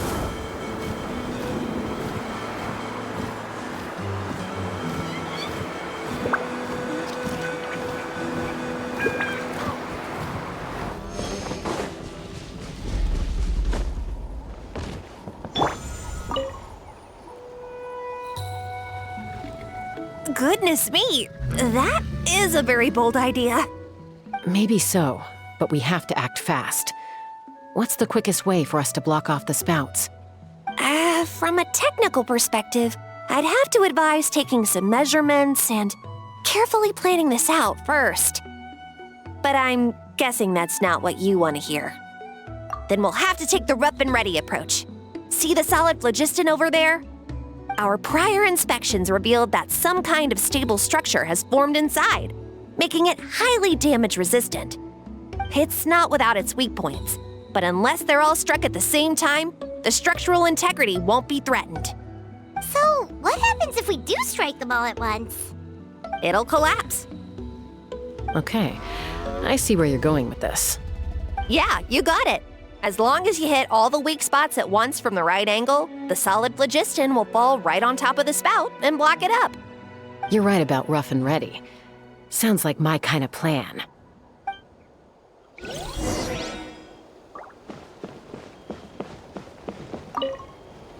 As long as you hit all the weak spots at once from the right angle, the solid phlogiston will fall right on top of the spout and block it up.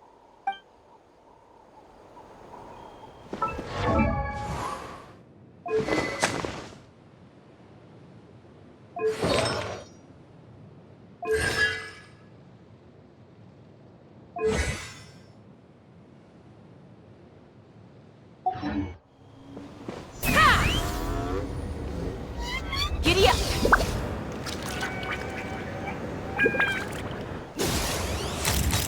Look! There's a chunk of solid phlogiston right over that spout!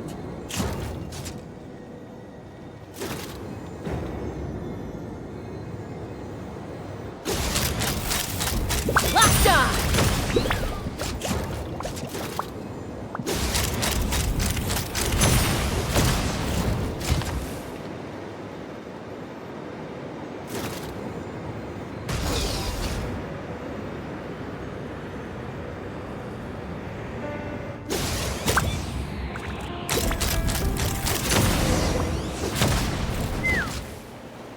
Couldn't transcend.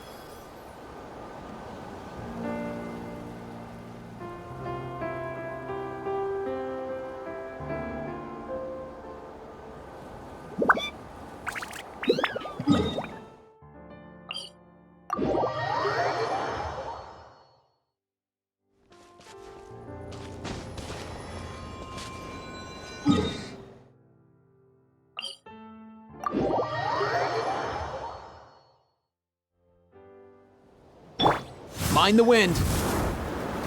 Let's ride!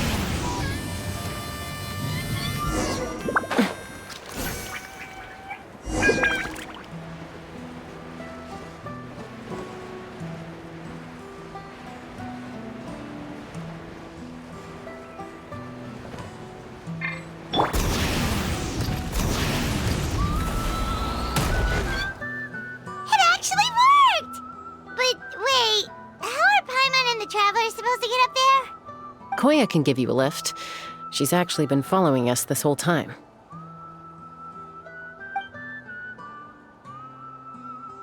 Wow, Paimon didn't notice at all. Well, probably because she didn't want to get too close to humans. Or maybe just me. But right now, we need her power. Whoa, you didn't even have to summon her.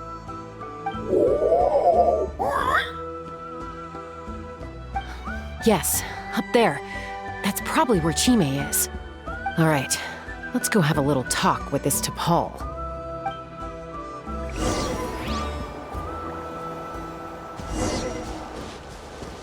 Let's fly.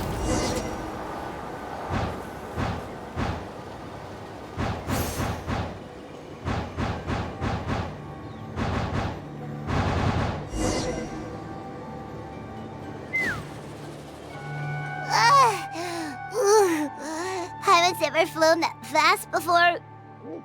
She feels so ready to throw up. Aha. Just as I thought. It might look like a regular hot air balloon from the outside, but up close, it's clearly been heavily remodeled. And sure enough, it only descended below the cloud line because the custom-built machinery malfunctioned. I should be able to figure it out with T'Pol's notebook. Thankfully, I know a little DIY from fixing up my guns when they're having issues. That should just about do it. Now all it needs is a nice hard kick. Maybe that works on your guns, but, huh? We're really moving!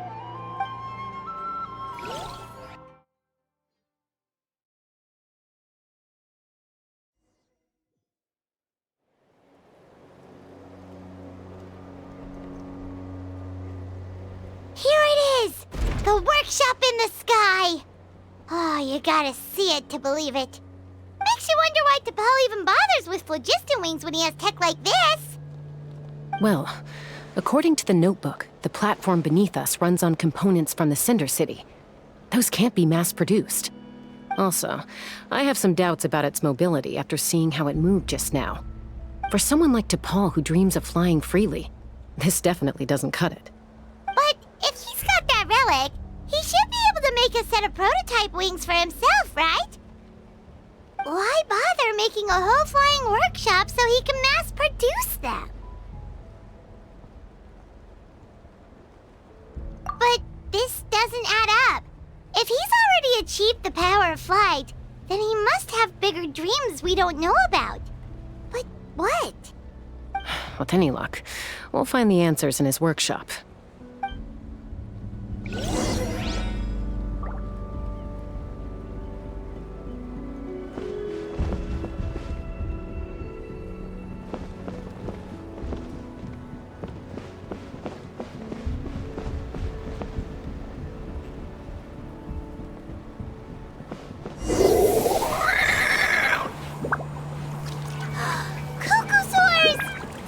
The merchants were right.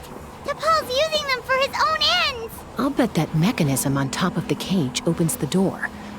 Let me give it a try.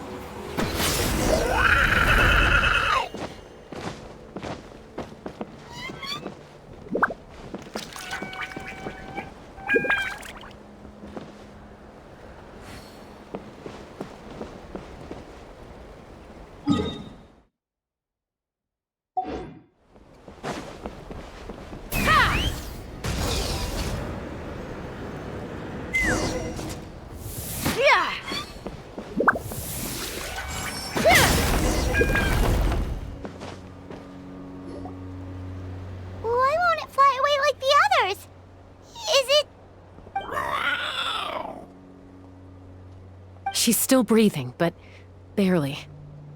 By the looks of it, T'Pol was using these cages to extract phlogiston from the Kukasaurs. Once a Kukasaur is drained of phlogiston, it becomes too weak to move. We'll have to come back for these ones after dealing with T'Pol.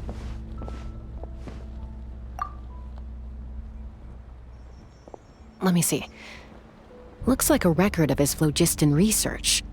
Log number 330. With the support of... I was finally able to launch the airborne workshop. Even though it relies on the relic for 80% of its power supply, I've at least taken the first step. Log number 348. Research on the relic is progressing well. I should be able to replicate the technology and scale up production very soon. Has proposed a name for this groundbreaking invention, the Phlogiston Wings. I think I'm getting close. Soon I will achieve my dreams. Log number 377. Encountered some issues with the new, smaller model phlogiston wings. The gaseous phlogiston showed some volatility during the refinement process. Thinks we should proceed at a more cautious pace with the refinement experiments. But after so many past failures, I have to prove that I will succeed this time. Log number 114. Ran an experiment using cucosaurs to refine gaseous phlogiston. It was a success. Log number 117. I have started recruiting merchants and hunters to capture wild cucosaurs. Log number 121. Major breakthrough in the efficiency of phlogiston yield. Huh? So many parts have been crossed out! Yeah, probably the contact he alluded to in his other notebook. Guess he has a benefactor. Did anyone else notice how the numbering system in this notebook suddenly changed halfway through? We haven't got time for textual analysis, I'm afraid. Grab the notebook and let's press on.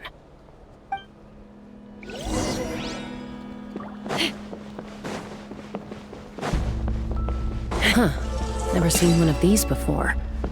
Looks like this was built with the Cinder City components, too. You're not thinking of giving it a nice hard kick, are you?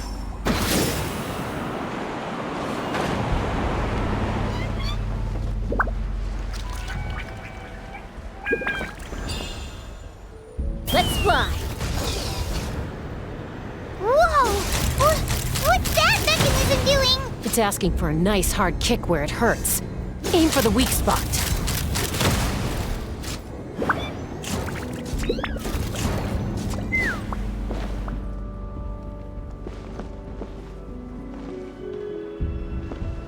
Take me up!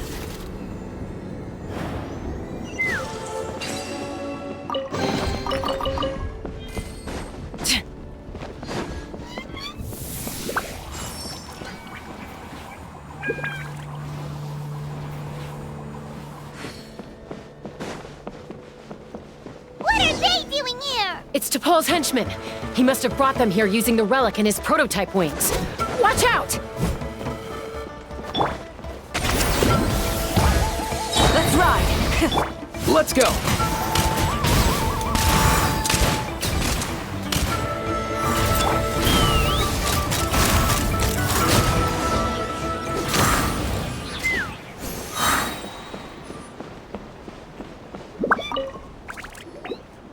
Hey, look here! More of T'Pol's notes!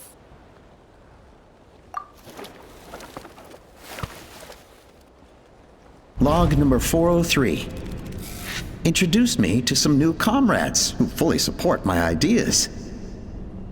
I told them that some Saurians are blessed with wings, and some people with natural gifts, while the less fortunate among us can only look on longingly as they seize the skies. But I also told them that progress can erase individual differences. Think of the tools humanity has made to fight back against wild beasts. The law we have put in place to even the playing field between the strong and the weak.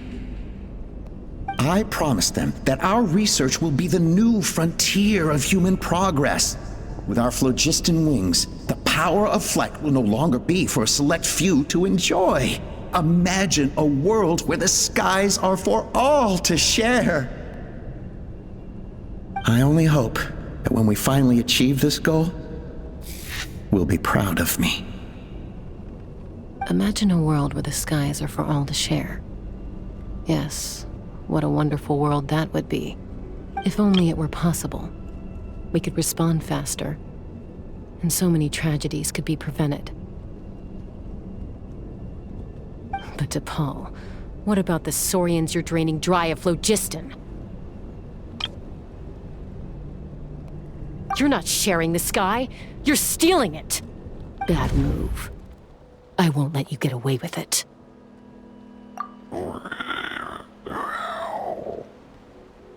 I'm fine.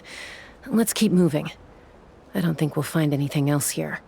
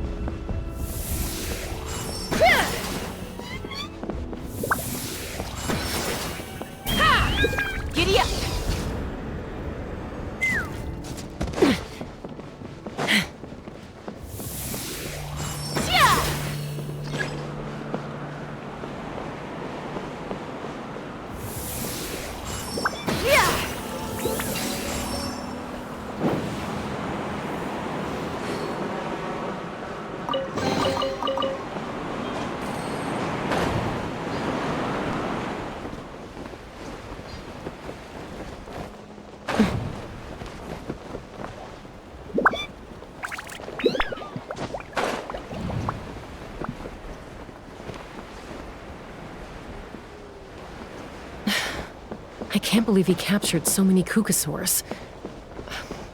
But right now, we have to focus on solving this problem at the source.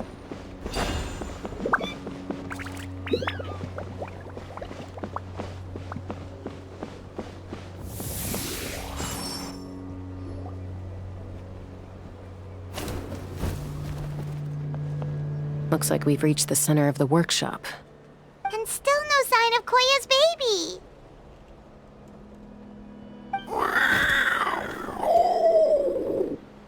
Let's search this area for now. If we still can't find Chime, we'll double back.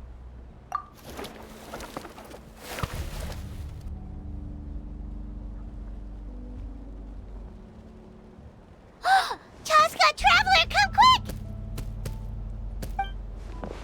What is it? Did you find Chime? Not yet, but look! It's another one of T'Pol's notebooks! All right.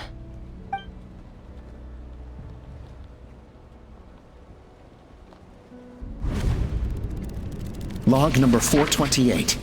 We decided to restart the experiments on phlogiston refinement, but without telling. This is the final obstacle to the success of the Phlogiston Wings project. We cannot fall at the last hurdle. Log number 436. Earlier today, suggested using Kukasaurs as an intermediary to extract refined phlogiston.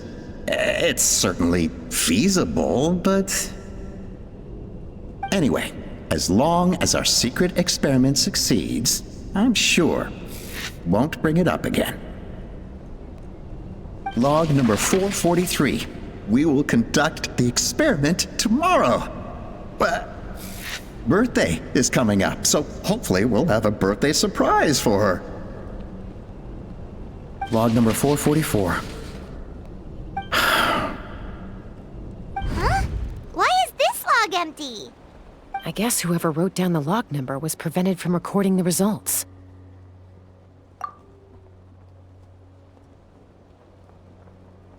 Log number 0. We lost many comrades in the accident. Among them are friends, lovers, and children. But we cannot stop now. We will keep their legacy alive and carry their dreams forward. As of today, we are scrapping the artificial refinement method. Instead, we will focus all our efforts on phlogiston extraction from live Kukasaurs. They are arrogant beasts whose existence in the wild serves no one but themselves. Their true worth lies in their sacrifice for the sake of human progress. To facilitate our operations, we will gradually move the airborne workshop closer to the Flower Feather clan, even as we continue to expand it. All this we do to create a world where the skies are for all of humanity to share. All this we do to make T'Pol's dream a reality. Given the way this is written, not to mention the fact that the numbering has started over from 0, it kinda sounds like this is someone new. Does that mean that T'Pol's already... There's also a letter tucked in the end of the notebook. It's from Puma.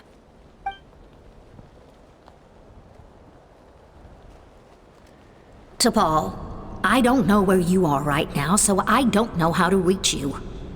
My best bet is to send this letter to the Flower Feather clan. Your father is gravely ill. Oh, I know we've had our differences in the past, but he is still your father. Won't you come and visit him? Please. I know you never liked him and cared even less for me. All you ever yearned for is the sky. And your birth mother. But we'll still be waiting here for you if you do come back. This may be the last chance you'll get to see your father. So Puma's not T'Pol's real mom? Huh. Well, she did say he never called her mom, but I might assume she was just venting. We know that T'Pol's father passed away quite recently, and this letter looks recent. By contrast, the writing in this notebook is old and faded. It looks like the real reason T'Pol didn't attend his father's funeral is because he'd long since passed away himself.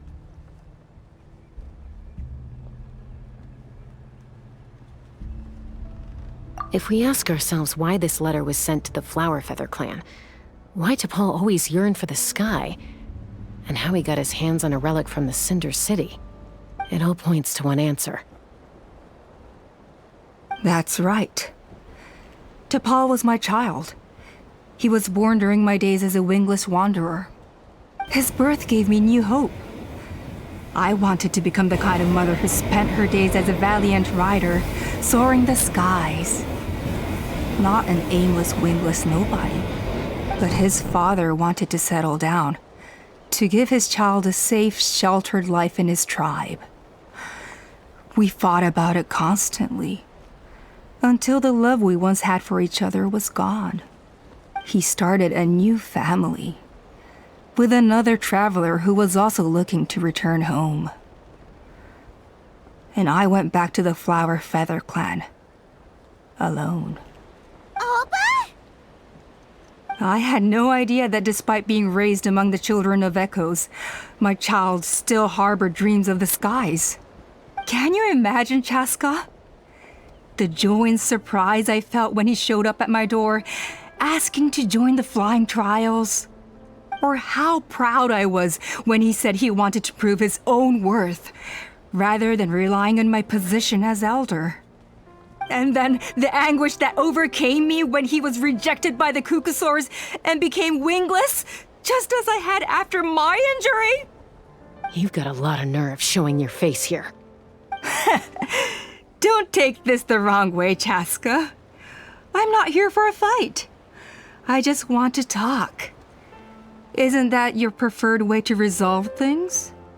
I trust you've learned of T'Pol's wish on your way here. A world where the skies are for all of humanity to share. If only his dream can be realized, no one will ever have to lose their wings again. Our aerial prowess will be greater than ever before. War will never again come at such a great cost. The loss of Koichi is a tragedy that need never be repeated.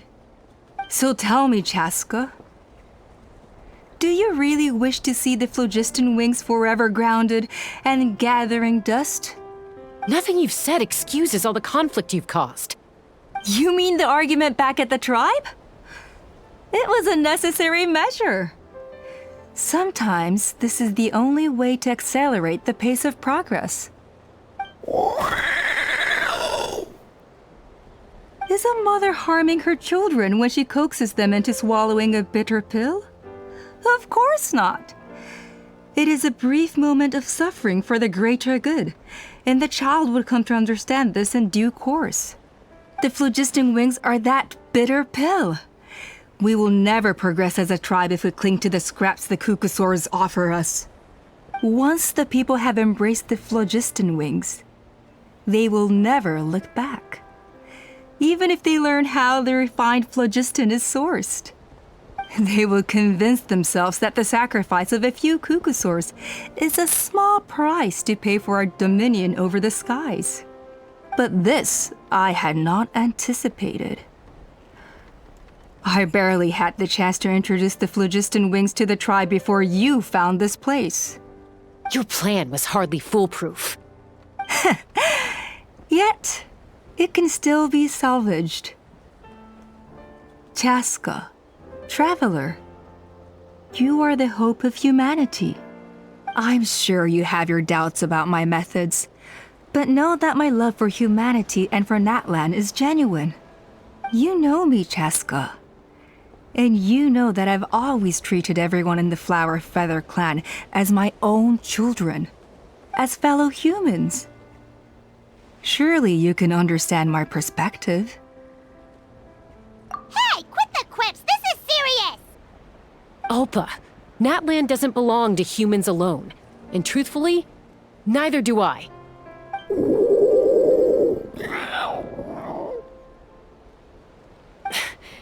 How many times has the Abyss invaded Natlan now? And yet despite how much stronger it is than us, Natlan still stands as a nation of humans and Saurians.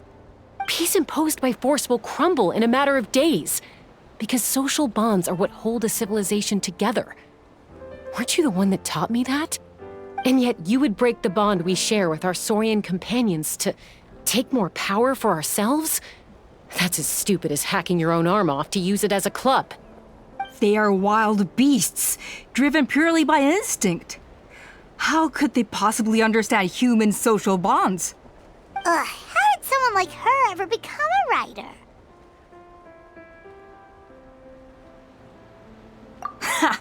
You overestimate them.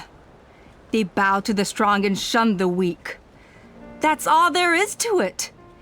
They never gave Tepal a second glance when he was at his lowest, nor me when I returned injured from the Cinder City. It's all about survival of the fittest for them. Plain and simple. They obeyed me once I proved myself stronger than them, but the moment it serves them better, they'll abandon me in a heartbeat. You're wrong, Alpa. They only reject the wingless because they don't want to fly anyone to their death. Chaska, I will promise you this. Only the unruliest wild Kukusaurs will be used for phlogiston extraction. The ones who have nothing else to offer to humanity. Well, that's too bad, because I know a few unruly wild Kukusaurs who don't think that idea is gonna fly. Namely my mom, my sister, and me. And the others? To us, they're friends, family, even children. So if you want to put any of them in one of your cages, you're gonna have to go through us. Is that right? I knew you might be difficult to convince. Maybe this will change your mind.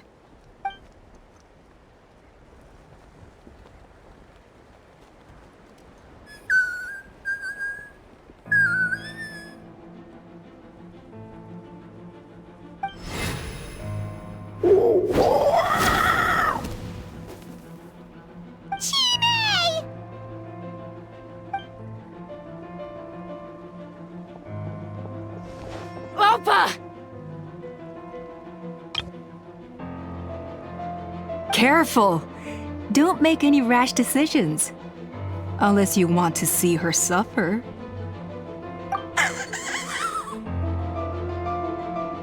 Oh no, that's one of the extraction cages!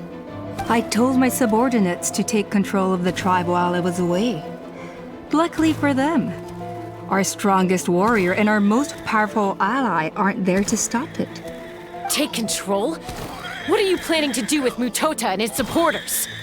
Merely accelerate their inevitable downfall. They cannot stand in the way of progress forever. It is not the move I wish to make, but I'm afraid you and your friends force my hand. And since you insist on imposing me too, I have no choice but to keep you here until the dust has settled. So that's what you meant by I just want to talk. You never intended to negotiate. You just wanted to stall us. No, Chaska. I genuinely hoped I could win you over. You are the strongest warriors we have. Put down your weapons, and I promise you that no harm will come to this young Saurian. I just need you to stay here for the next couple of weeks or so, while my people consolidate their power. Then, I will give her back to you, and you'll be free to leave. As long as the majority supports our vision, even the Pyro Archon cannot meddle in our internal affairs. Your vision is deranged, and the Flower Feather Clan will never support it. You sure about that? Then wait here and see. Time will tell. What do we do? Even if the whole tribe fights back, Mutota's in grave danger! Stop delaying the inevitable!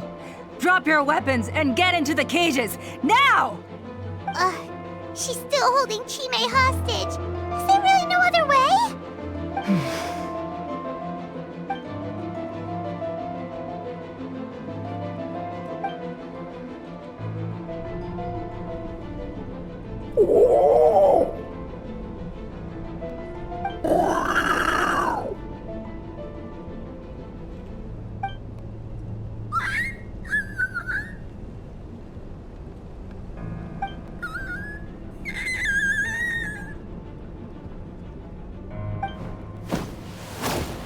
Koya? Huh? What are you yapping about? Stand down. Drop your weapons, now! This instant! Ah! Ah! No! The relic!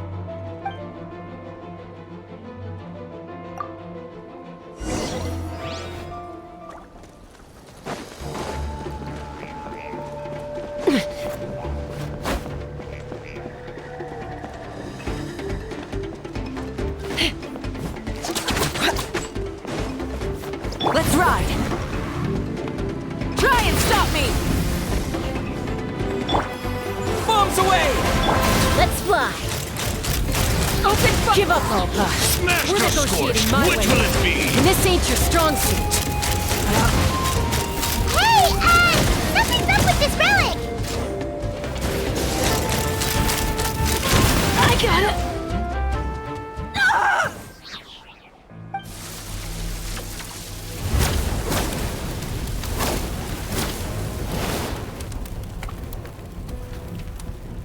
No! What is she doing? She'll bring us all down with her! But why? We stabilized the relic! Maybe it got damaged in the fight. If we don't think of something fast, this whole workshop is gonna fall apart. No.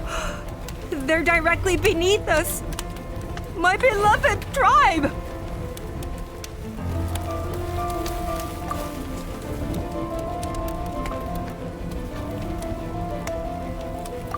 Okay,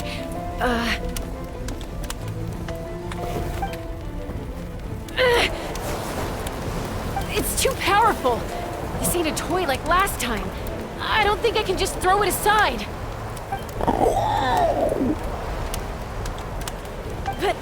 But we need to get it far away before it explodes. Then the tribe will be safe, and so will this workshop. Koya, remember when we were kids? Come on, let's take this thing high up into the sky. Don't worry, I know I can get rid of it before it explodes. We're talking some surface wounds at most. All I need is for you to catch me at the end, just like old times.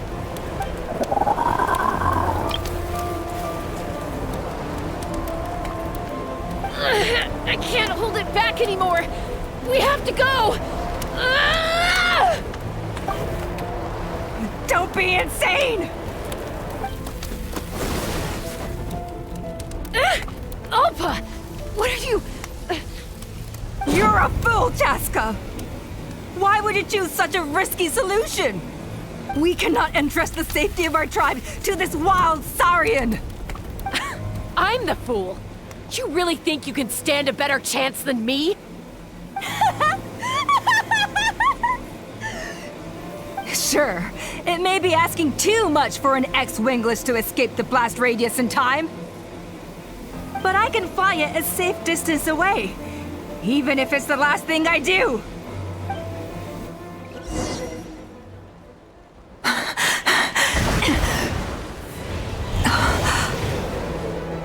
Here, this should be high enough to save the clan. What? You don't get to die a hero today.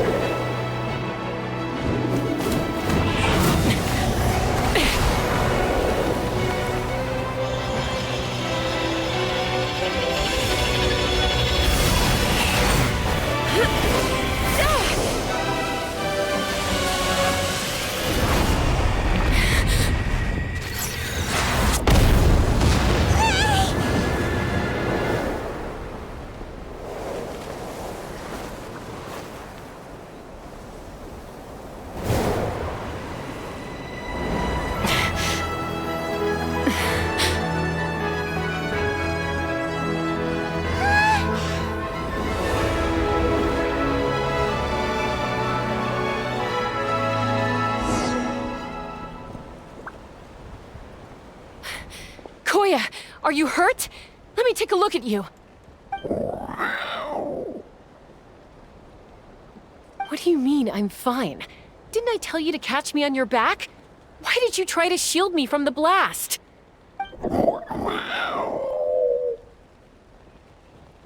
Accident? Yeah, right. Seriously, you're as stubborn as ever. Chaska! Koya! How are things looking here?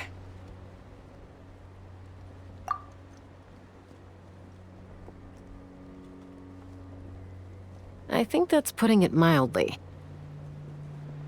I owe you one. Again.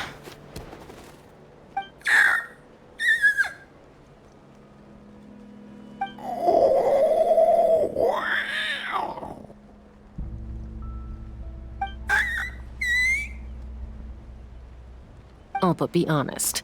Do you still think Kukasaurs can't form bonds? Mom, I'll figure out the refinement problem. I'll find a way. You don't need to worry about it. I just need some more time. That's all I ask. Please just trust me. Just this once.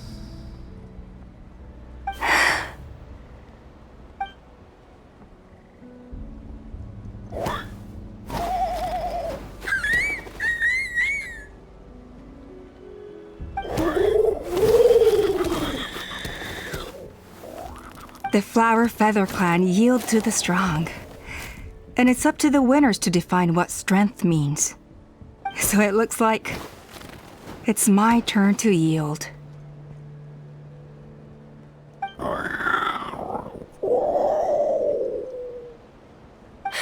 Koya! Koya!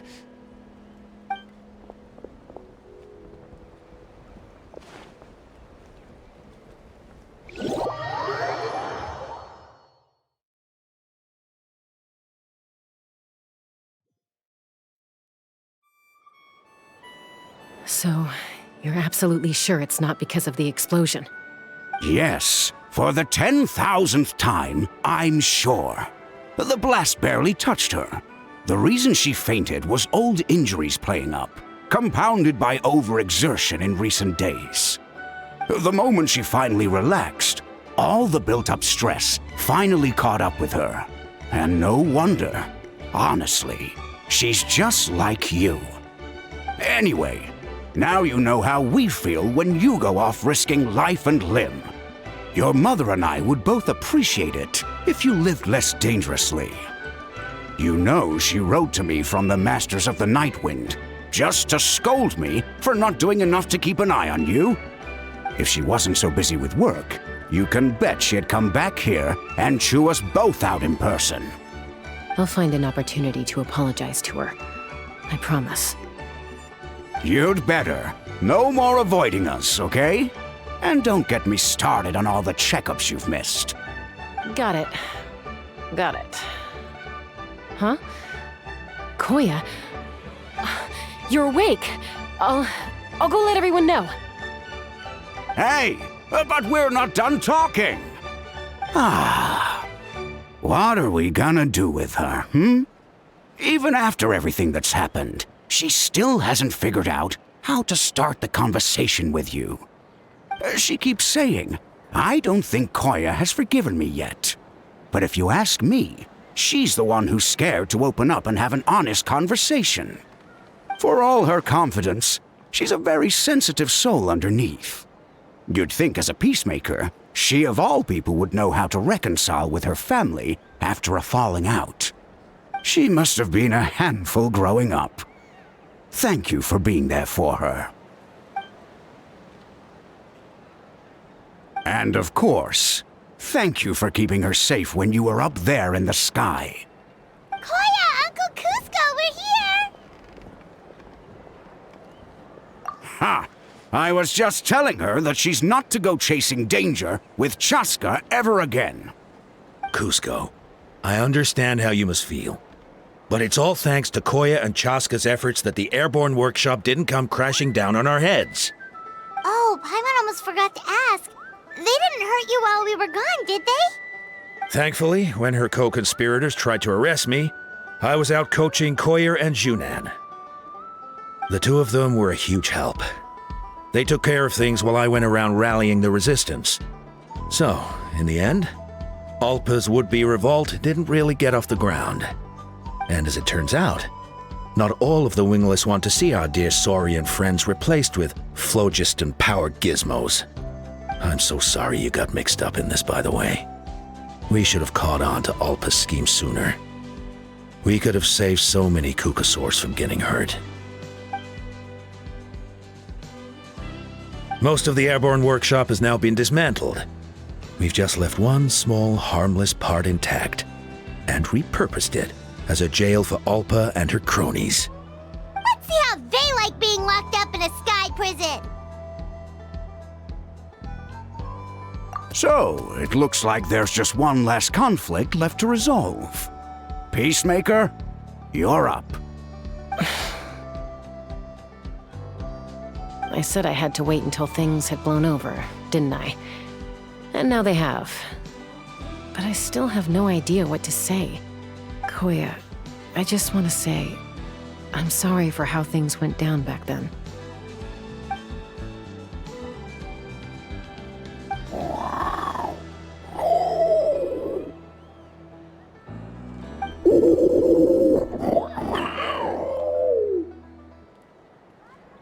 Huh? Does this mean you're not mad at me anymore? There's that family likeness coming through again. But that day, when we ran into each other.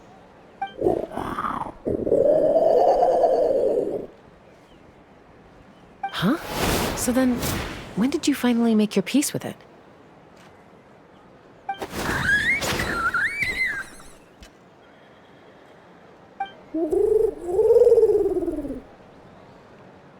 Oh, it's Chime and Chimpu. They're here too.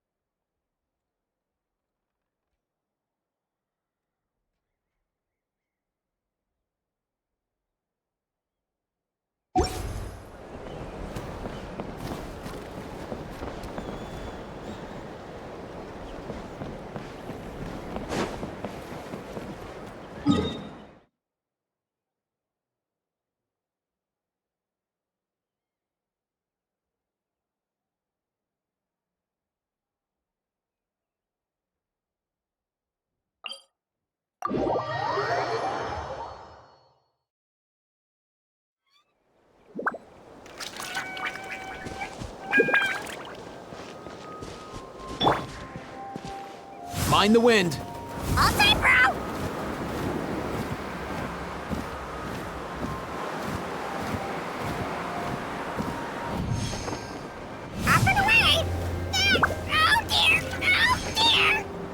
on, buddy.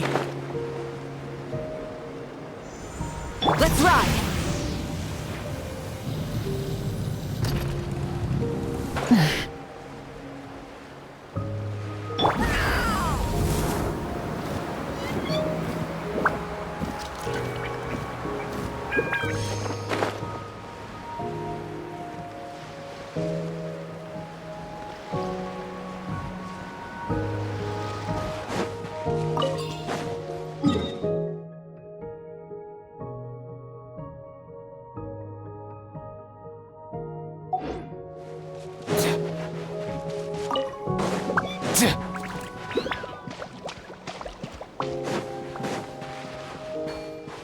Let's go.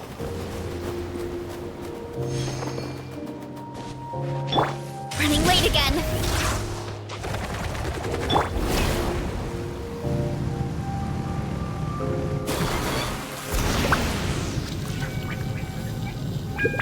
Be right there.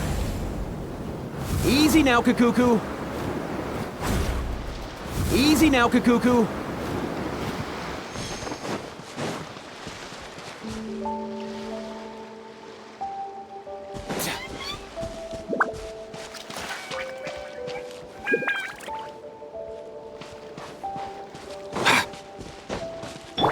Full throttle!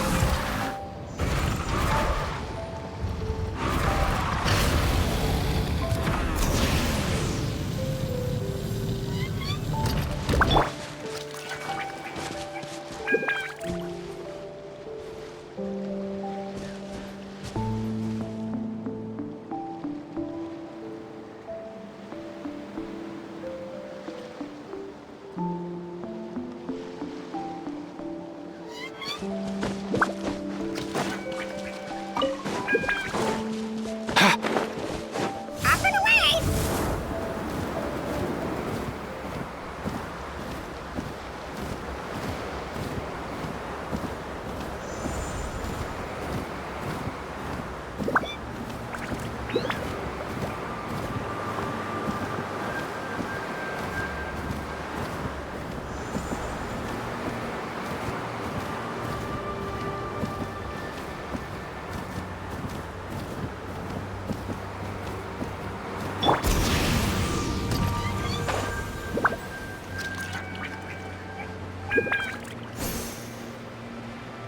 Be right there.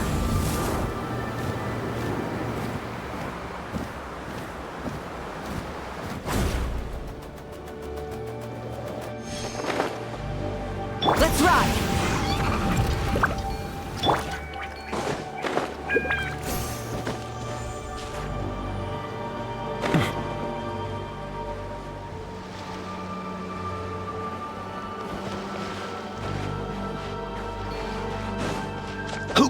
Yeah.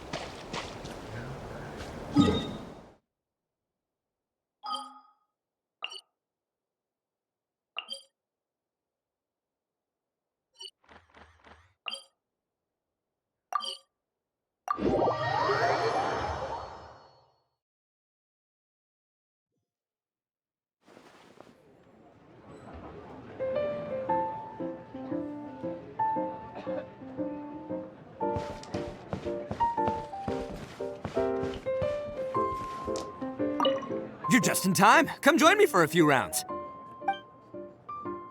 Aw, you're leaving already? Well, I got a few more games to win. Before I leave, everyone in this tavern's gonna know about Arataki, the ultimate TCG champion,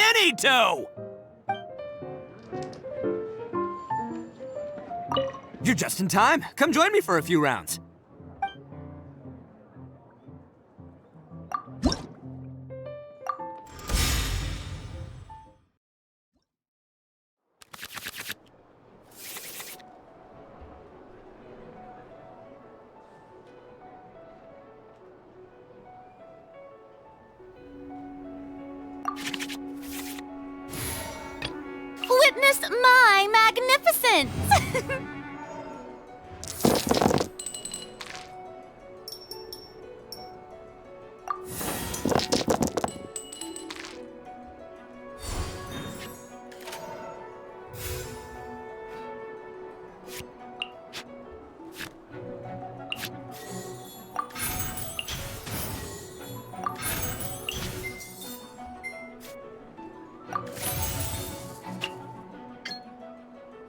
Yoo-hoo!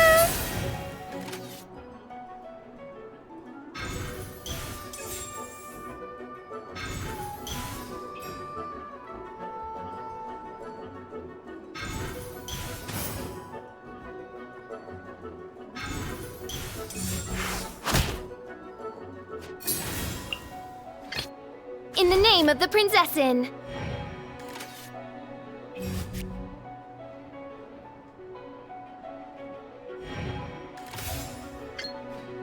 Oz, reveal thyself!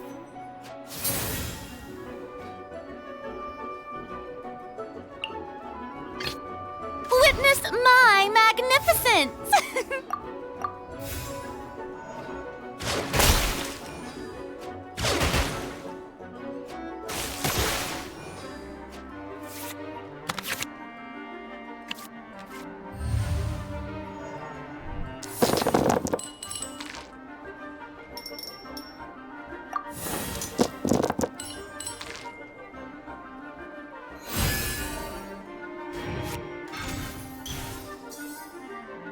I must leave no stone unturned.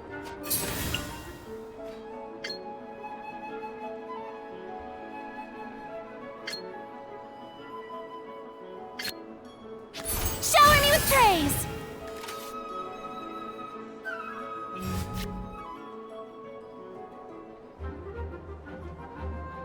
Get back! In the name of the Prinzessin!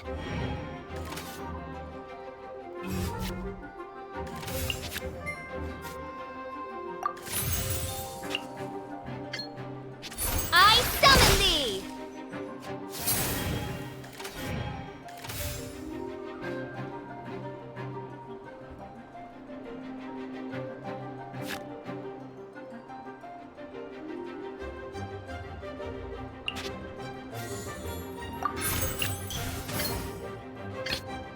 We'll need a strategy.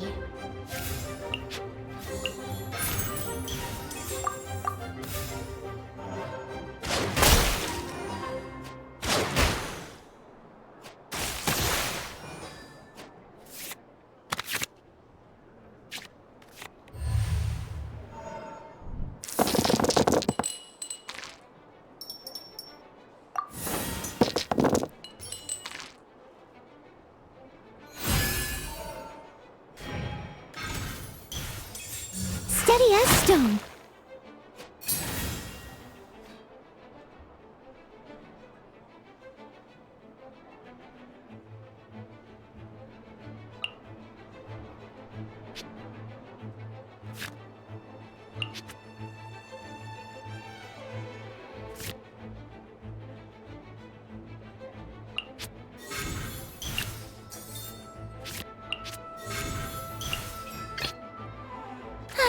I knew you'd miss me. Time to shine!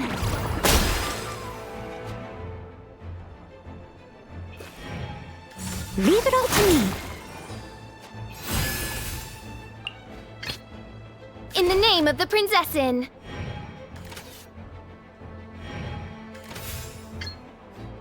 No rest for the wicked.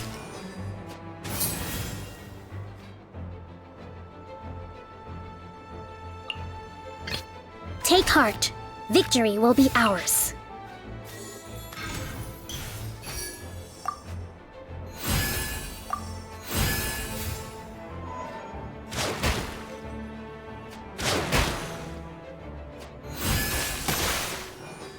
But they still need me.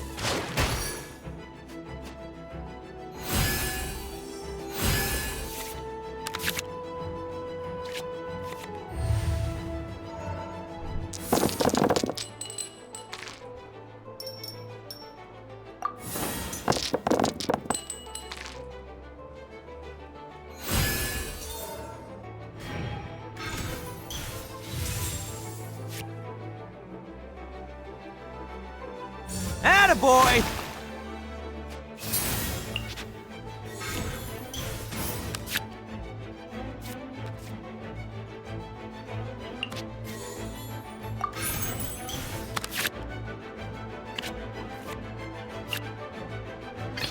The threads of your fate lie in my hands.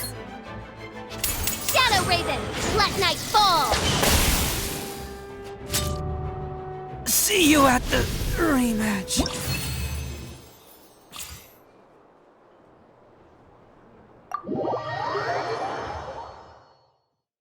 Hey, you weren't cheating, were you? Your cards, show 'em!